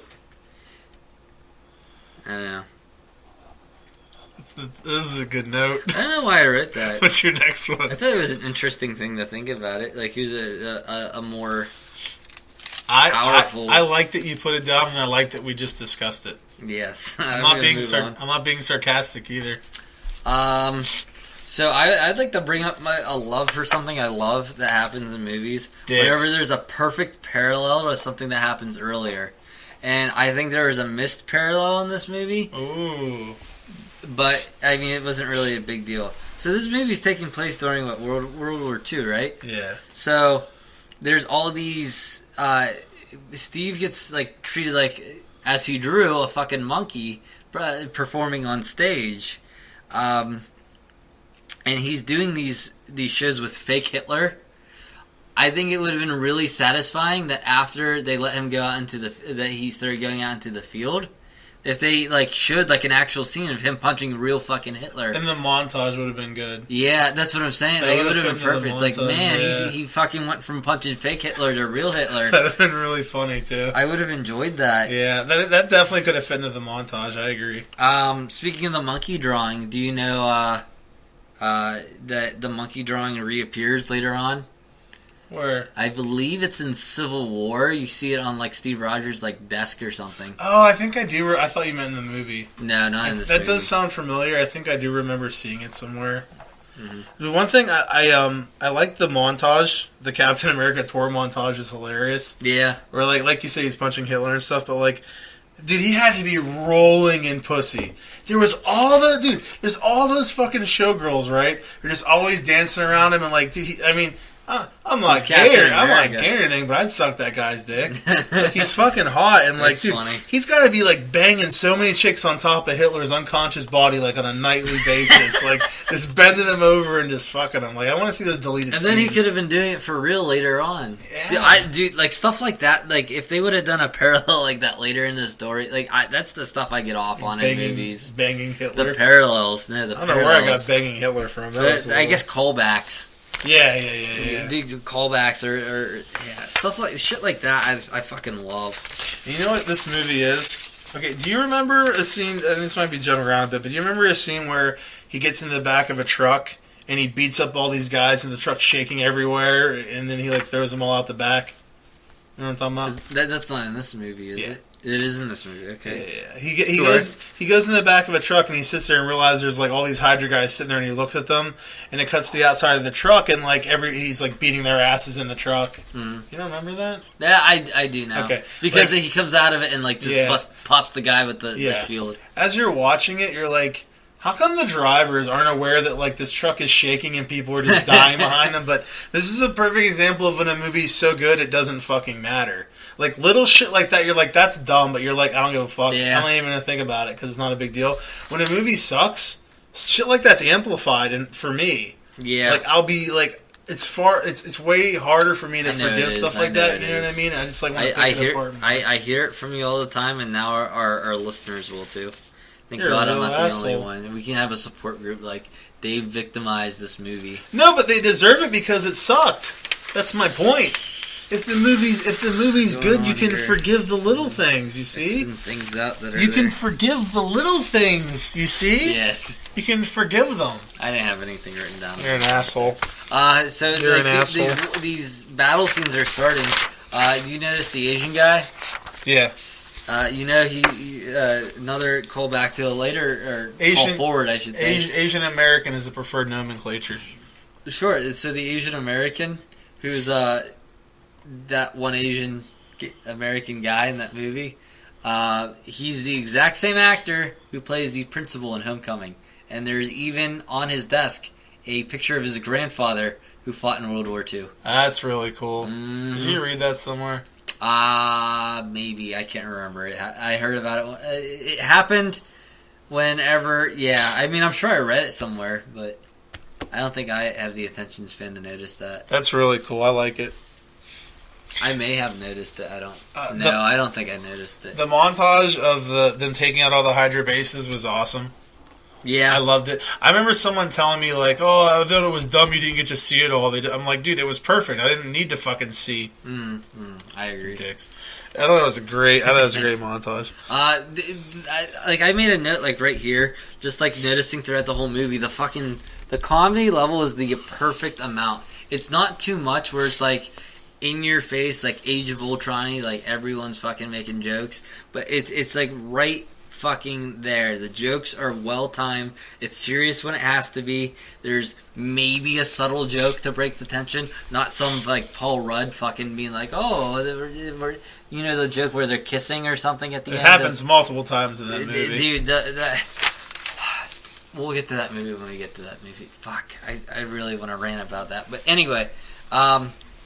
Yeah, the comedy level is just like exactly the amount of comedy that should be in like an action movie or any superhero movie like this. Any serious superhero movie. Well, not serious, but you know what I mean. You're doing that thing because you're trying to make me feel awkward, huh? What are you talking about? What? I agree with you. The comedy was great. Yeah. What are you talking about? What? What are you talking about? About what? A great comedy. I hate you. What? What do you got next? What do you got next there, brother? A really great quote. I had some other really great quotes, but we kind of casually brought them up. Oh. Really great quote in here that I don't know why I put like t-shirt quote whenever it's like a really fucking quotable thing. I hate you. I knew you were gonna ask about that. I feel. It says, whenever Bucky stands up, he says, "Let's hear it for Captain America." Everybody starts clapping. It's like a really fucking awesome moment in the movie. Yeah. He gets them wrecking. Because before that, they were the last time they you were saw laughing them, at him as Captain America. Now they're clapping for him. Yeah, they're throwing tomatoes and shit at him. Oh, that's a great parallel right there. Yeah. Or I don't know what to call it. Is it a parallel? I don't know. No, that's not a parallel. That might be a callback. I don't know. I don't know what you would call it. We need to ask George Lucas. He's all about the poetry and movies and things coming back. So Natalie Dormer's in this movie. I thought it said Natalie Portman this whole time. I was excited for it. Natalie Dormer is in this movie. Who's that? She's the one who pulls Steve Rogers aside and kisses him, and then who is she? She's in Game of Thrones. That's who she is. Because I saw her and I was like, I recognize this girl now. She is a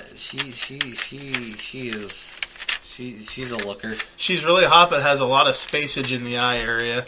Her eyes are fairly far apart, but she's hot. She kind of looks like a bug. She needs to be in more movies. She's hot, but her eyes are just so far apart. She should be in more movies. Like they're not close, you know. Realization I had about this, like either of us, we have this Marvel acquisition that we talked about. Normal eye spacing. So this Marvel acquisition that we talked about. Yeah, we're not going to have time to cover that. Well, whatever. Something they're getting out of this. You know, whenever they're fighting at the end of Deadpool, and he's like talking to the guy named Bob, Hydra Bob. I think I'm gonna get serious for a minute. I think that like Disney and Fox are negotiating, right? And they're sitting at the table, and Fox is like, "No, we need this much money," and Disney's like, "Fuck you, we're not spending that much money. We're giving you this much money." They can't agree, and then like someone like Bob Iger goes in the whispers of Disney ear. He's like, "Hydra Bob." You're like, give him the fucking money. Do it. Give him the money. We need Hydra Bob. We need Hydra Bob. We need Hydra Bob, man. Just give them whatever they fucking want. The negotiators are in there, and he's like a fucking kid at Toys R Us. He's like, but I need that. I need Hydra Bob. Yeah. I just imagine Disney was talking to them itself, like Disney's a guy. Walt Disney he came back to life. He unfroze. Yeah, just for negotiations. Red Skull's return. Dude, so everyone, at least like shit that I've seen online, people always bitch about the Marvel villains and how they die off. He is definitely not dead. Dude, there's no way he's dead. Whenever I watched it, I was like, I don't think they're ever going to bring him back now. Because I feel like it would have happened by this point, but they fucking should. Dude, he could show up in Infinity War. He could. You know what an issue with this might be? Which it shouldn't be that big of an issue because the guy's wearing a mask and it's not a big deal. I heard fucking what's his name? The guy from he's the Elf King from Lord of the Rings who plays Hugo Weaving. Yeah, I heard he just like doesn't want to. Really? Yeah, he's not into it. I think it's funny instead of just saying the guy that plays Red Skull, you're like, the guy that played the Elf King in Lord of the Rings. Dude, this drink is really delicious. You're such a jackass. No, stop. Okay, let me. Okay. In my opinion, they could not have done their love story any better in the movie. Like, I fucking loved it. It wasn't too much. There wasn't there wasn't like any need for a sex scene. It wasn't too much in your face like love scene. It was like the perfect fucking amount. Yeah, they didn't need a sex scene like after fucking No Man's Land and Wonder Woman. We need to force some more of the relationship down your fucking throat. Yeah. You can read your note now. What do you got there? Well, I was going to talk, include with my Red Skull note, that the Red Skull, do you think he has like the same fucking skin disease that Lord Zed does in Power Rangers? Lord Zed has more of a Uber Jason disease going on. Uber Jason disease. Yeah. Jason X. He has like a Jason X mask. Yeah. He's called Uber Jason. Yeah, I still don't understand why his face turned red though. Like they said, it amplifies like your characteristics, the super serum. But like, did he blush a lot and that like amplified it? Maybe he was always embarrassed. I don't know. Maybe he was embarrassed a lot. But you didn't read your last note. That was it. What the fuck is wrong with you? Yeah. I mean, with their relationship, you're right. You can't really. They just said so much by doing so little with their relationship. Dude, every single time when that plane crashes and he's talking to her on the radio, I shed some manly tears on that. If you don't cry, then fuck you. Dude, You did it. If you don't cry, then fuck And you. oh my. Do you realize that after watching the rest of the Marvel movies, it's even worse now? Because now that you know what happens, he never fucking ends up with her at all. And the last time he gets to see her, she's fucking old and dying on a bed. And then I watch it, I'm like, oh my god, it's even worse now. It's so sad. I feel like if you watched Captain America 1, 2, and 3 in order without having the other one spacing, without as much spacing, and then you see that fucking funeral scene in Civil War, that might just fucking tear your heart out. Yeah. Whenever it first happened, I was like, oh, that's pretty sad. That's a bummer, man. But if you watched them closer together, that'd be fucking. It'd be man, bad. That dance. So this movie, I love this fucking movie. This was my favorite movie for the longest time. Even, dude, the post-credit scene whenever I watched this in the theater, the post-credit scene was the first release at all of a trailer for Avengers. They never released it anywhere. And when you watched it in the theater, that's the first thing you saw, and you're like, holy fucking shit, I'm seeing the trailer for Avengers for the first time ever. And you're like, it just made it even better. It just you're like, oh my god, the movie was so great. You're still ready to fucking watch it. Yeah, and I'm like, now I get to fucking watch an Avengers trailer. It was just so great. I give this movie 9 sparkle dogs. 9 sparkle dogs? It was hard not to give it 10, but it's gotta be 9 sparkle dogs. Here we go, everyone. Everyone's waiting for this shit. Are you ready? I'm ready. It's fucking. I mean, if I gave this movie 9 sparkle dogs, I don't know what would deserve a 10. I don't think there's many that would. I'm giving it 10. Oh my god. I'm giving it 10. 10 sparkle dogs. 10 sparkle dogs. You're an asshole. I wasn't doing it that, dude. I genuinely if I tried to think of a movie that I like more, I like Deadpool just as much as I like Captain America. I like Alien just as much as I like Captain America. All the movies that I would give a 10, fucking Empire Strikes Back. They're I can't think of any reason why it wouldn't be up there. All right, we did it. We're done. We did it. We reviewed Captain America. Oh, we didn't. Did we even say what we were doing with our Marvel reviews? The Marvel we're reviewing one every. Do we even? Hey guys, just so you know, dude, just make sure you tune back in because we will be doing. Well, I don't know what the point of that was. None. It's okay. We're doing none. We will be doing a Marvel review every week, leading up to the release of Infinity War. One every week, a new Marvel, and we're going in chronological order. I think there might be a few weeks where we might have to do 2 to catch up. No, there's not. You did the math? I didn't, but we're fine. I don't think we are. No, I think we are. Okay. All right. Wait, hold on. I'm gonna pause it and then figure it out. We figured it out. We're close. We might have. We'll do something. Yeah, we'll figure it out. We'll figure something out. There might be some weeks where we might have 2, or I know there's new movies coming out. Maybe the week of Ragnarok coming out. Why don't we just do a DVD or a Blu-ray review? We want to do them in order. Yeah, whatever. Fuck off.